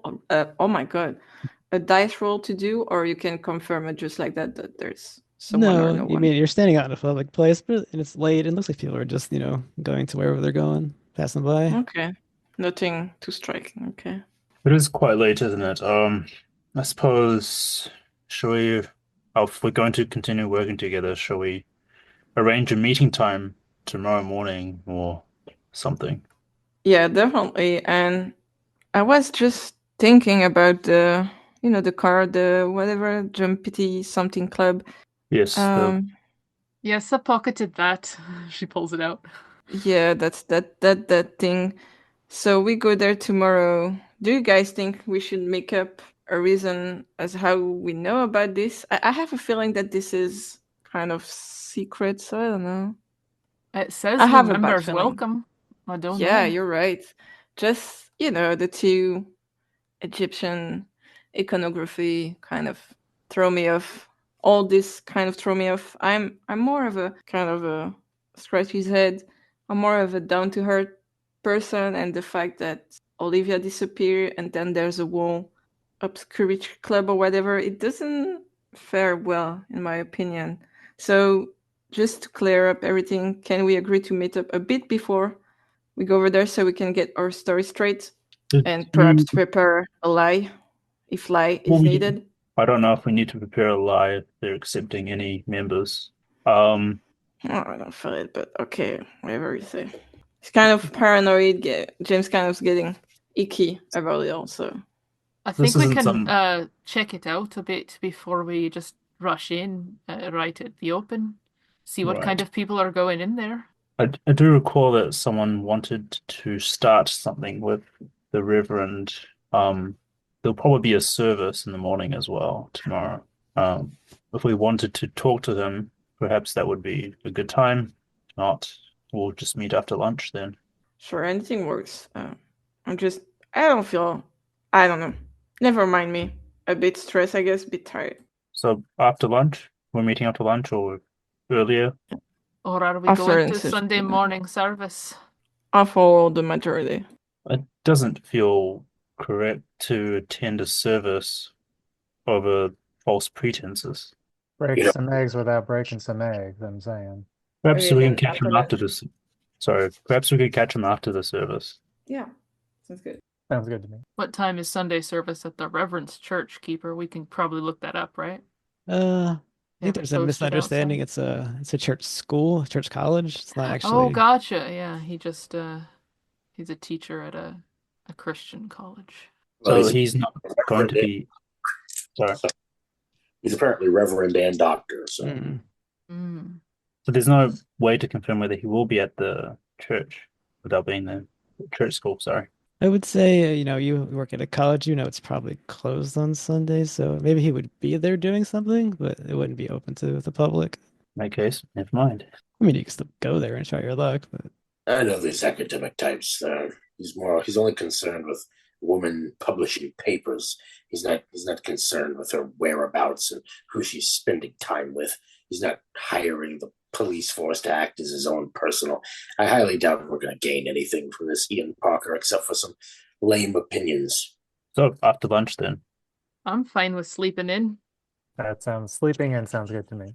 All right, we shall advance the time forward. Everyone went to their respective homes, and it's now 11 a.m. on a Sunday. And where exactly were you guys meeting up at? I guess not far from the club, no? Okay. Somewhere between the campus and the Oddfellows Hall.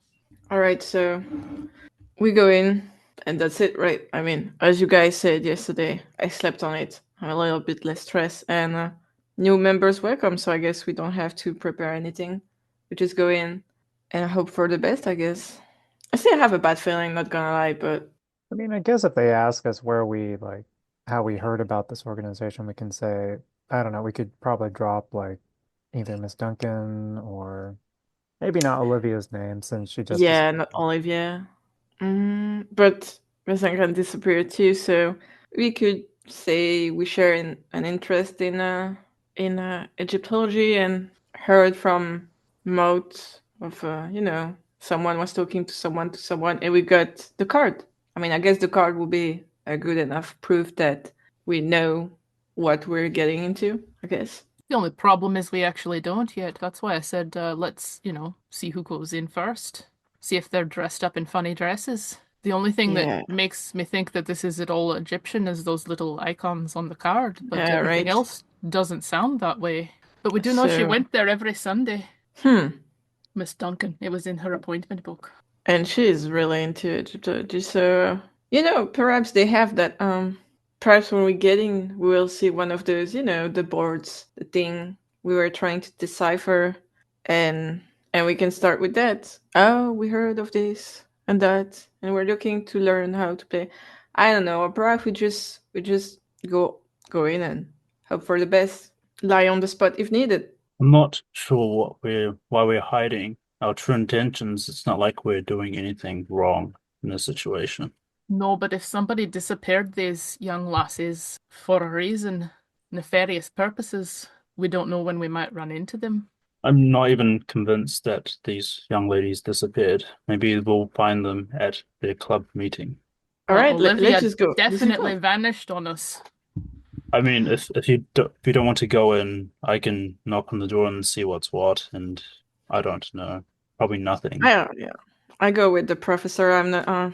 If needed, I can slither my way out of this. But the best course of action is to just go and be confident that we belong there. Honestly, that we know what we're getting into. So I take it you all suspect this club is responsible for their disappearance then? Well, I don't personally suspect them at all. Although I think young James and Miss Theo have other ideas. I think it depends on how much crossover there is between the club and the society. It seems one of them's involved because both of the ladies we're looking for so far were involved with both of them. Yes, they were involved. Here's what's making me suspicious. To clarify, I am in the camp that believes that perhaps this club is very dangerous because there appears to be no crossover between Marjorie's personal life and professional life in this group, yet she spends dedicated amounts of time with these individuals. Wouldn't they have asked questions of the police as well, like where she's gone? It doesn't appear as though she has that many people looking for her. Well, again, I maintain that perhaps she is with these friends, which is why they have not alerted the police to their absence. Right, and I think that's what makes them dangerous. She hasn't kept up her appearances any longer. Again, not certain, but if everyone wants to keep a low profile, I'm happy to just knock on the door. Yeah, let's keep a low profile, just if nothing else, just to be precautious. I don't know how to keep a profile. Oh no. Yeah, we've seen that. You could just copy what the detective does. Maybe can teach you. We can at least see who's going in there at the very start. It'll give us some idea of what kind of thing this is.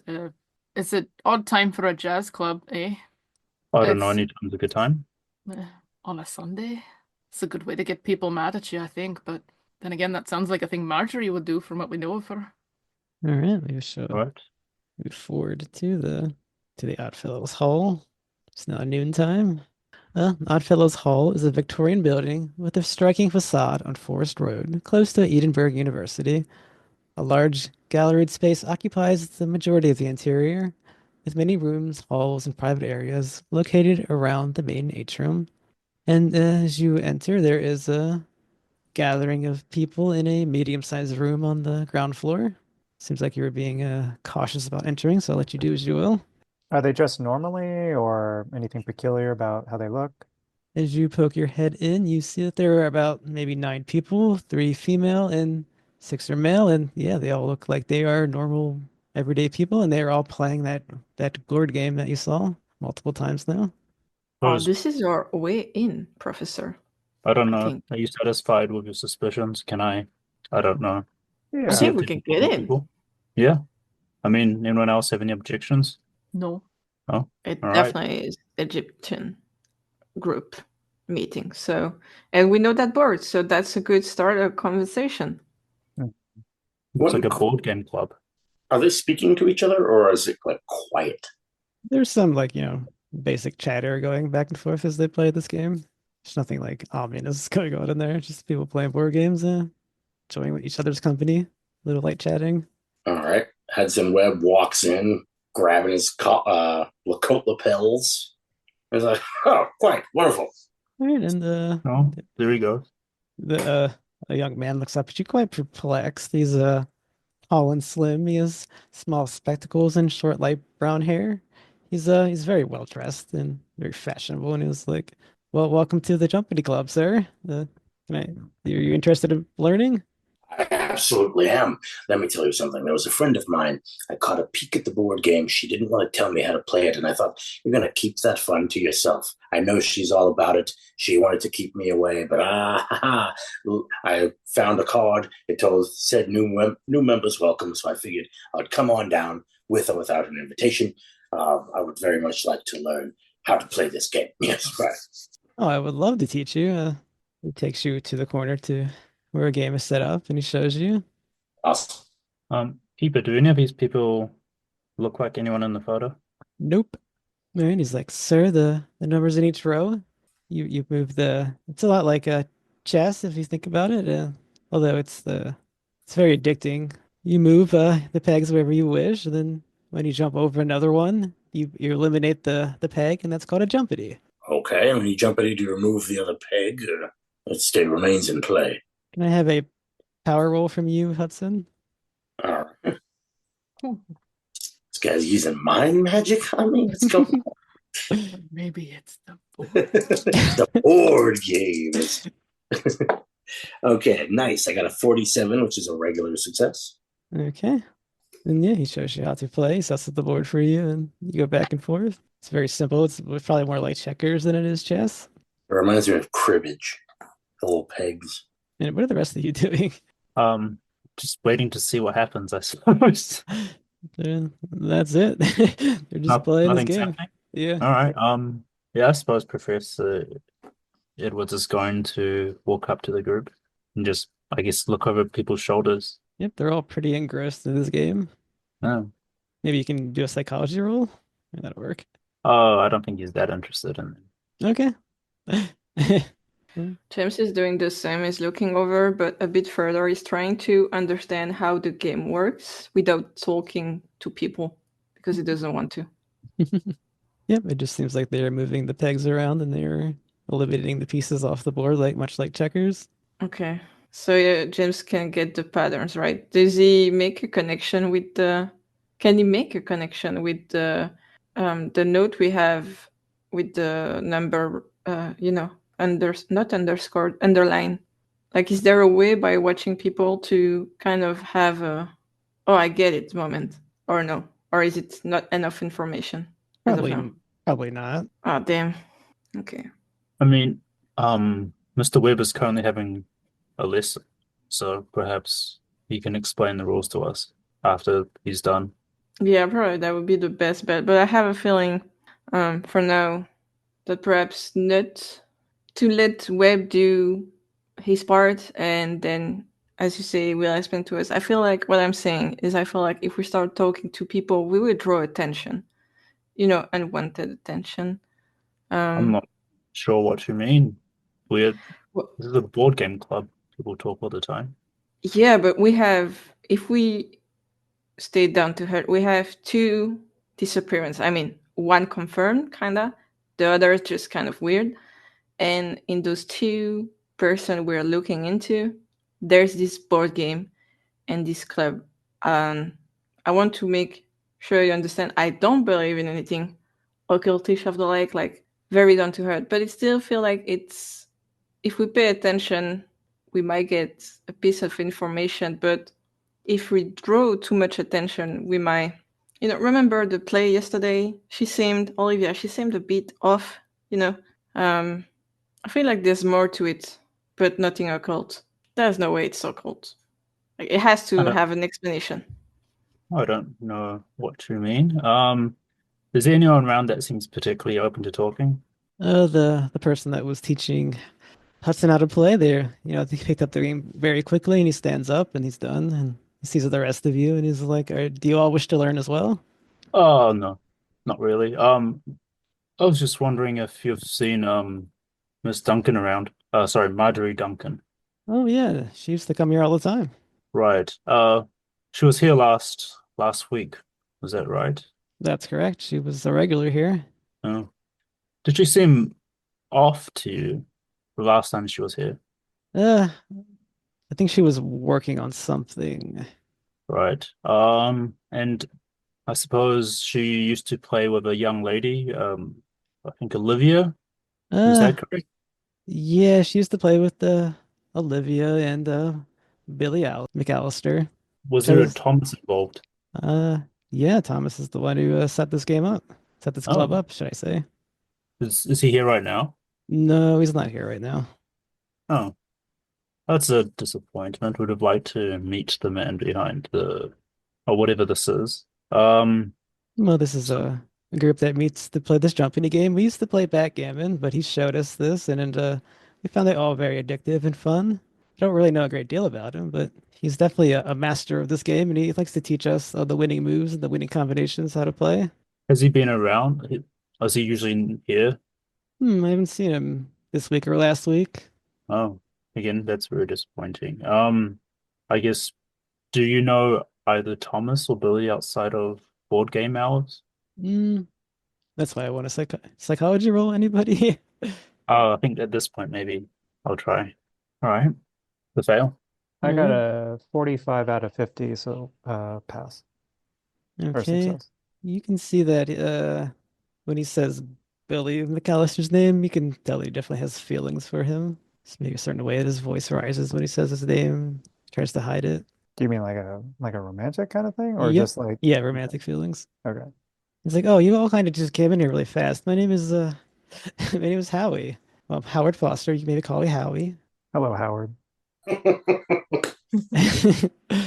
looks a little flustered, but Meanwhile, Theo's been looking at all of the boards, trying to see if they all look like they're of the same make or if one is older than the others, maybe? nope, they look like the mass manufactured version of these things. So how did you all find out about us? Well, as mentioned, we know Miss Marjorie Duncan, and I suppose the name of your club came up. Oh, all right. Well, Strange that they're Is not here, though. out Marjorie of so loved it. yeah, out of curiosity, is there a way to notate jumpity moves when you're documenting it? How would yeah. Thomas Putman gave us a list of handwritten letters, handwritten notes of the winning moves. right? Sorry, and I think to the people, either I think James or Hudson, like, do either of you have that piece of paper? But it was a journal. Someone wrote in it about some moves, and I wasn't sure. Maybe this fellow here can shed some light on it. No, no, I no one has it. I I don't. think Theo has them write it down. Oh, I think uh, where's Theo? Oh, Thea's here. She's, Oh, okay. she's Oh, with there you. you are. She was looking at the boards. Yeah, she was like wandering around looking at all the boards. She comes over when she hears you say that, and she Right. pulls out a copy, not the original notes that she's written in that journal, and hands it over to him, like of the full set. Do you recognize this?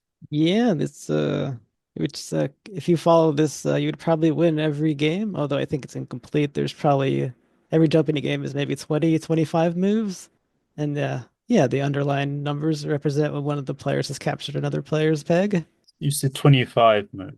Well, the games usually last 20 to 25 moves, so this is incomplete. There should be one more. Is it Oh, possible to end a game in 16 moves? It is not, no. Oh, I suppose we're. Well, that's very interesting. Well, I wonder. Can we borrow one of your boards? What for? Oh, to just, test this move out. Yeah, go ahead. Yeah, so Theo's gonna post up by one of the boards, and she's gonna just take all the pegs out of the hole, or, like reset them, make sure they're in whatever the starting positions are. But then she's gonna annotate on the page what the moves are rather than making them and which pegs are gonna come out. And she'll just at the end try to set everything to the final position, pull out the ones that would have been captured, and just put them all that way in one go. Mm, Still To gonna see need a what it power looks roll like. from you. Okay. See what you're doing, but Yeah, I don't know if it's like some kind of ritual or what, but she's trying to avoid that. But interesting. The game itself. Oh, I failed. ooh, you did fail. Mm-hmm. Okay, you definitely feel you're very drawn towards this game, even though you tried to get around it, you still feel the pull. Gonna need a sanity roll. He was taking all the sanity hits today. Yeah, I am. Who's this? Ah, okay. Yeah, you feel yourself being drawn toward the board and you want to start moving the pegs around and making mock games, but yeah, you shake it off and you don't feel the pull anymore, Oh, and you don't take any sanity damage. this game's addicting. And as you look around, you can definitely see the signs of that addiction that you just felt is in the faces of the rest of the people playing here. I didn't even play it properly. I was just trying to see what the number 16 position would be at. Hudson, does this look like a finished game to you now that you've played? Yes, I think so. I think I need to play a few more games to fully understand. He's like obsessively moving pegs around too. Well, you succeeded in your power roll, so you're okay. You No, don't have to. as you do that, no, you can tell that the game is incomplete, and Howie is right. There's definitely more moves required to finish. All right, is that because she hasn't captured all the pegs at this point? Yeah, correct. Okay. Yeah, you have pegs remaining. I think the object is to get down to one peg. Everyone else does not have to make a power roll, but you definitely felt a flickering of a pull towards the game and playing it. I look at them. It's fascinating, isn't it? You don't really understand why, because it doesn't really seem to be that complicated or anything. But you definitely felt that pull for a second. I mean, if the game is incomplete and you two are such quick learners to figure out, could you perhaps figure out the ending? I don't know, to the fastest way to win from here. I suppose we could try. I would be very much obliged. I'd be inclined to use Hudson's skills for this, since I'm kind of useless. I don't fully understand myself what exactly. It's hard to visualize. Yeah, I can get the idea of like Mm. pegs jumping each other to like capture one, because that's totally a thing Yeah, I'll be in, honest, like, there's lots of little not a lot of games. detail what But the board yeah. game actually is. I was definitely like, wait, how am I supposed to explain this? Right? But let's just play with that. Maybe it's a bit confusing. You don't really understand like you don't understand how to finish it, and you don't understand what's making it so addictive. Well, But what would be the next move from here? Would it be which side's move? Let's see. I think so. Let's say I'm these and you're those. Where do we go from here? The last move was this one, so it would have been this side. It definitely appears there's about 5 more moves that you need. well, this has been, I don't want to say colossal waste of time, but doesn't it feel a bit? I think Professor Edwards can bother another person and see if they know who Billy or Thomas are. They're all pretty engrossed in their game, and they just kind of throw off your questioning. Children, their manners. All right, are we done here? Theo's staring at the board. Wow. She tries a move. And then Howie begins to speak. Well, you say Miss Reed is missing. Well, so is Billy McAllister. I don't. Oh, Oh, I'm not saying they're missing. I'm just saying that, I'm not saying he's missing either, but he's definitely not been around either. Perhaps that's connected. oh, probably not. Everyone has their own lives. No, it's just our friend Miss Duncan doesn't have that many acquaintances to begin with, so we thought that we'd start talking to people that she does know quite well. Well, I'm a little And concerned about him now that you're telling me this as well. How I'm long not has sure Billy been then. gone? I guess about a week. So I you know. see him some between, but you haven't seen him since the last club. Is that right? Yes, that's correct. He's a young soldier, or he was in the war, you know. Now he lives in a hostel, Saint Ninian's Refuge for Wafer Men in the Cowgate. I'm very concerned. There's clearly a mystery here. Have you been by there to look for him? No, do. I mean, I'll go with you all if you wish. Well, if you want to. But a lot of people seem to be, not showing up where they're expected lately. Wouldn't want you to be the next one. You stick close, eh? All right, this is okay with all of you, right? I'm not just imposing upon you. No, no, that's fine. I think it's a good lead. Was he friends with the girls we're looking for? Yeah, he played with them often. They were apparently working on a three player variant of this game. Oh. Hmm. Although I was not part of this, so I don't really know what they were really doing or how they were making the three person variant. I Was guess, or sorry, go ahead, Theo. was Billy into the Egyptian stuff too, like the other ladies were? Oh, we're all into it. It's sweeping their city. She stifles a grimace. It's Egypt mania, and he kind of puts his hands out wide. It's fun. It's a craze, you know. You just get into these things. I guess, can we show him the picture that we have of the one that we found of Miss Yeah, the Duncan and club. Olivia? Hmm. Yeah, Mm-hmm. and just ask like is if he could point out Billy in the picture, or if Billy's in the picture. Hmm. He says, no, he says, no, Billy's not in this picture, but that's Thomas Putman right there in the Pharaoh outfit. Is that the sour looking dude on to the side? Yeah. Hmm. Hutman. Hmm. Where did you get this picture at? Oh, this was Marjorie's. Oh, We're isn't it? borrowing it to help look for her. Is this one of that Royal Society thing that she was talking about? Oh, We're thinking so. the Royal Overseas League. I think she's a part of that. Tell us more about this Royal Overseas League. It's it's a member that has obsession with the history and such. It's fairly progressive. It allows women. That's not typical. I know they're quite into the Egyptian mania as well. It's left their club as well. Hmm. Do they meet do they meet in any particular location, or is it just at like people's houses? Yeah, they're on the Princess Street. There's a club that you can, well, you have to be a member. Maybe you can gain entrance. I like you, Howie. You're very friendly. Well, that's what I aim to please. Good lad. All right, So, well, let's see if we can help you find your friend, eh? yes, please. Can we go to St. Ninian's? If anyone Us. else doesn't want to go, I don't know. I'm going. I mean, see where the thread takes us. Maybe we can find like the third piece of this these numbers. Mm. All right.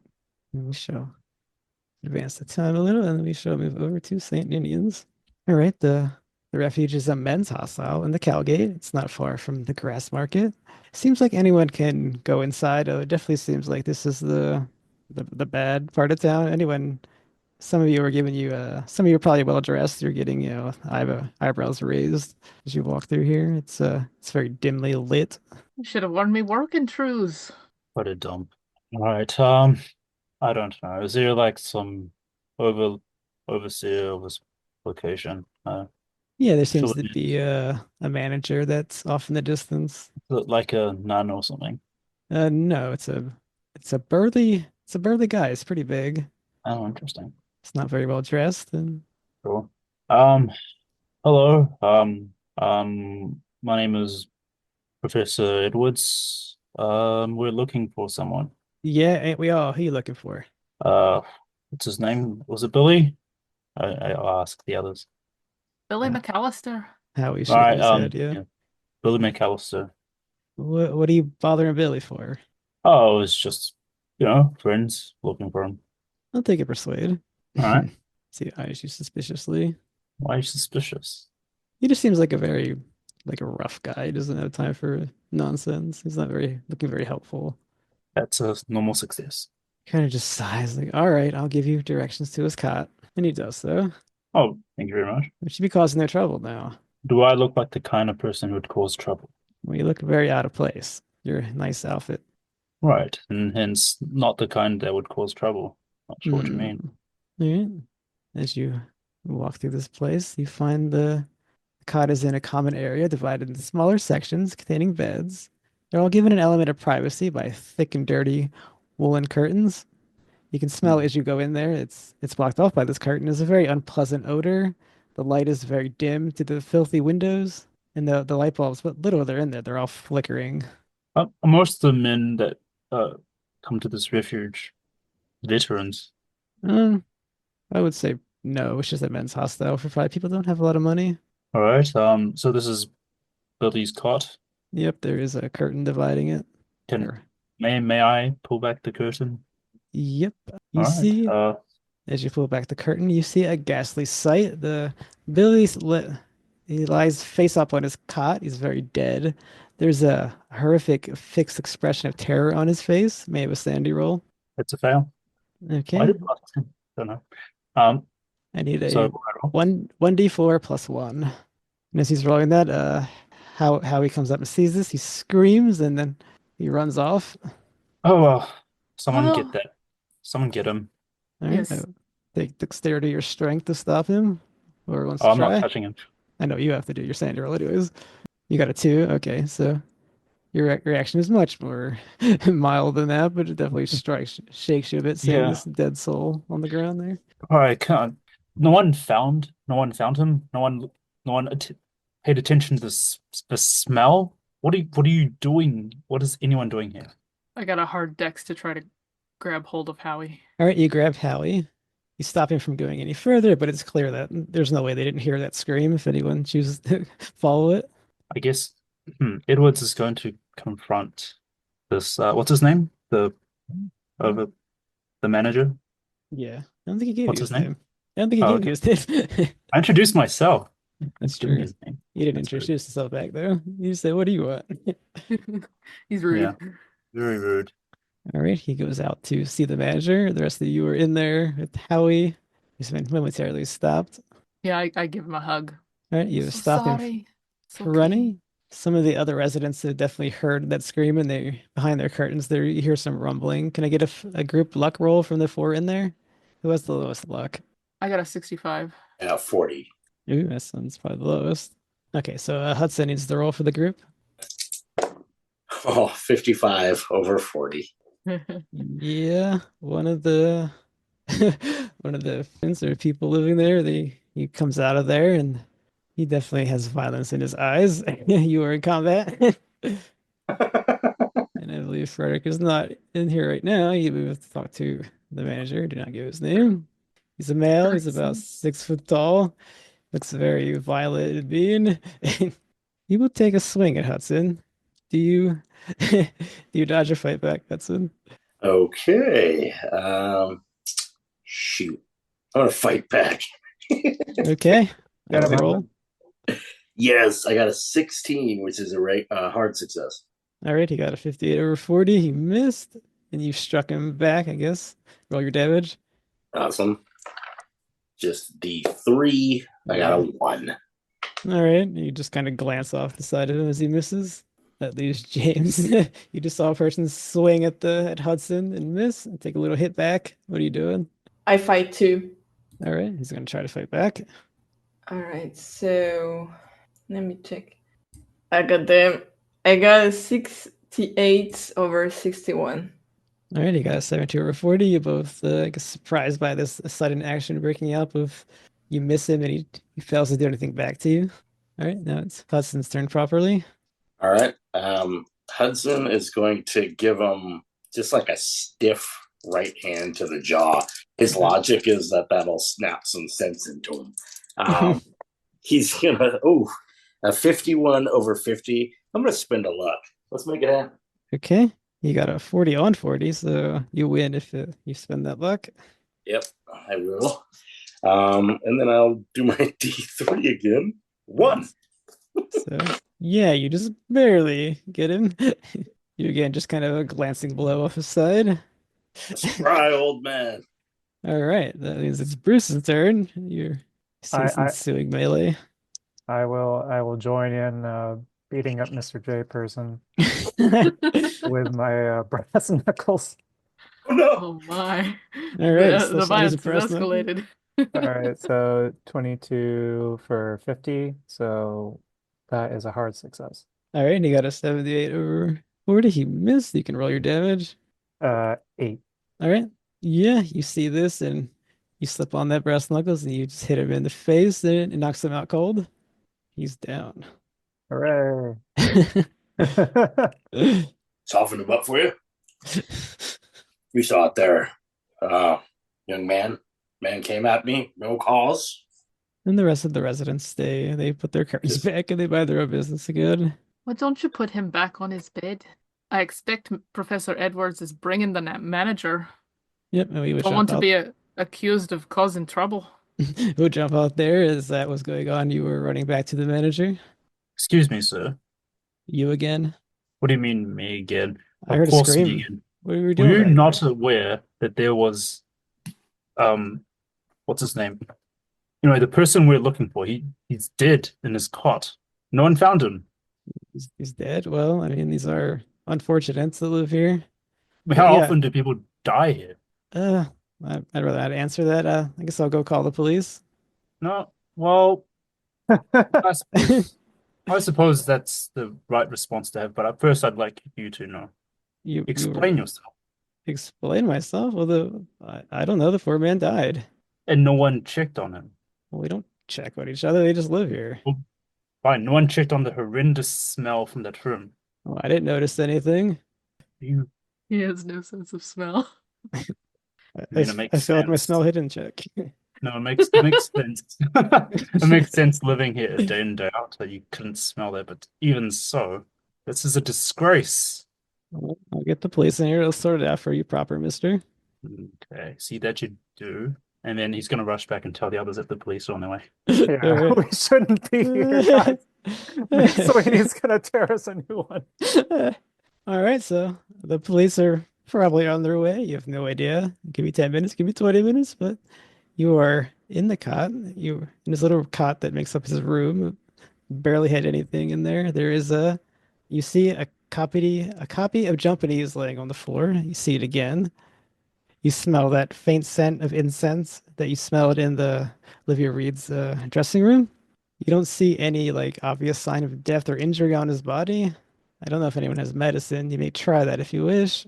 Do we see in any of these places, like the ladies or, Billy, do they actually have incense? Or is that just a smell they smell out of nowhere?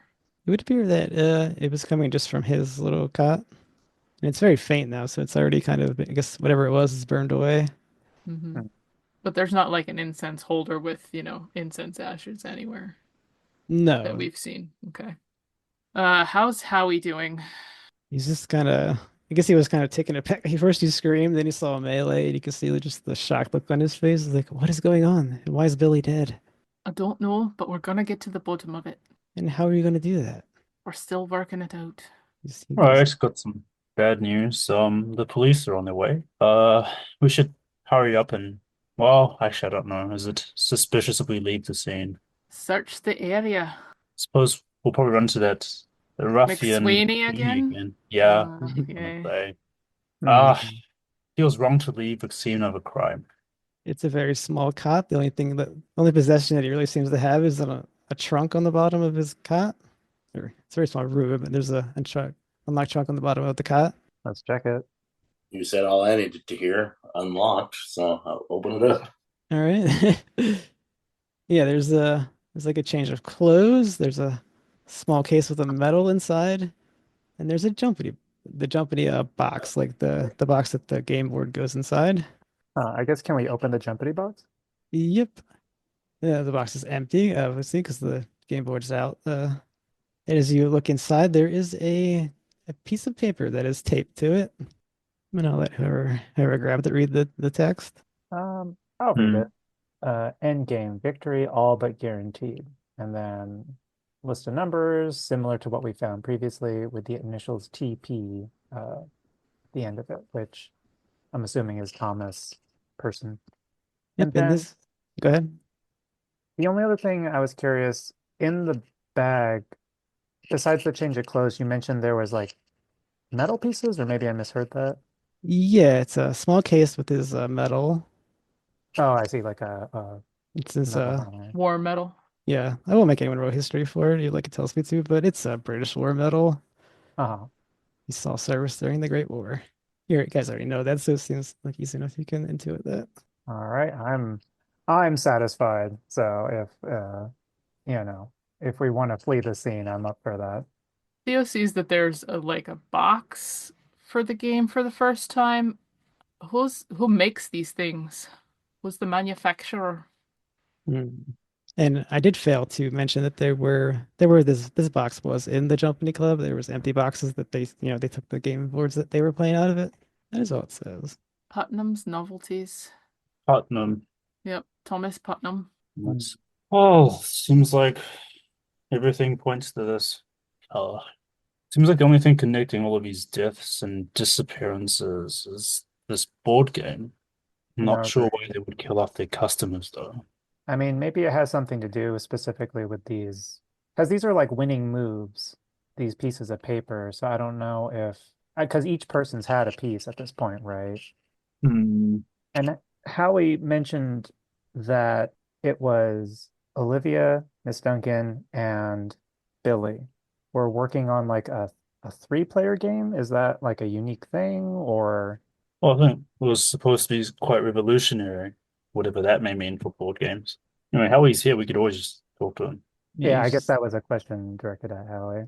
he's kind of composed himself. Like I said, guys, I didn't know anything about it. I was out of the loop on this one. This Thomas Putnam, you said he just appeared one day and taught everyone how to play this blasted game. That's correct. Like tears are beginning to form and go down his Right. cheeks. And am I given to understand that he provided their boards as well? Yes, everything as Thomas is doing. He's the set everything up. Maybe you could ask the Royal Overseas League for more information. I don't know. I just like to stay with him, and maybe you guys should leave, and I'll cover for you or something. Oh, I suppose I should probably stay and tell McSweeney that I was here. Sure, that Are will you go well. sure you'll be all right? I'm not sure what you think is going to happen. I'm just going to give my report and then I'll catch up to you all. You're a braver man than me, Frederick. I'm not sure what there is to be brave about. This is just a police officer. All right, I'd say that's probably a good ending point for this session. So Frederick Eggert stays behind with Howie and is going to speak to Sween, and the rest flee the scene. That'll be it for this week.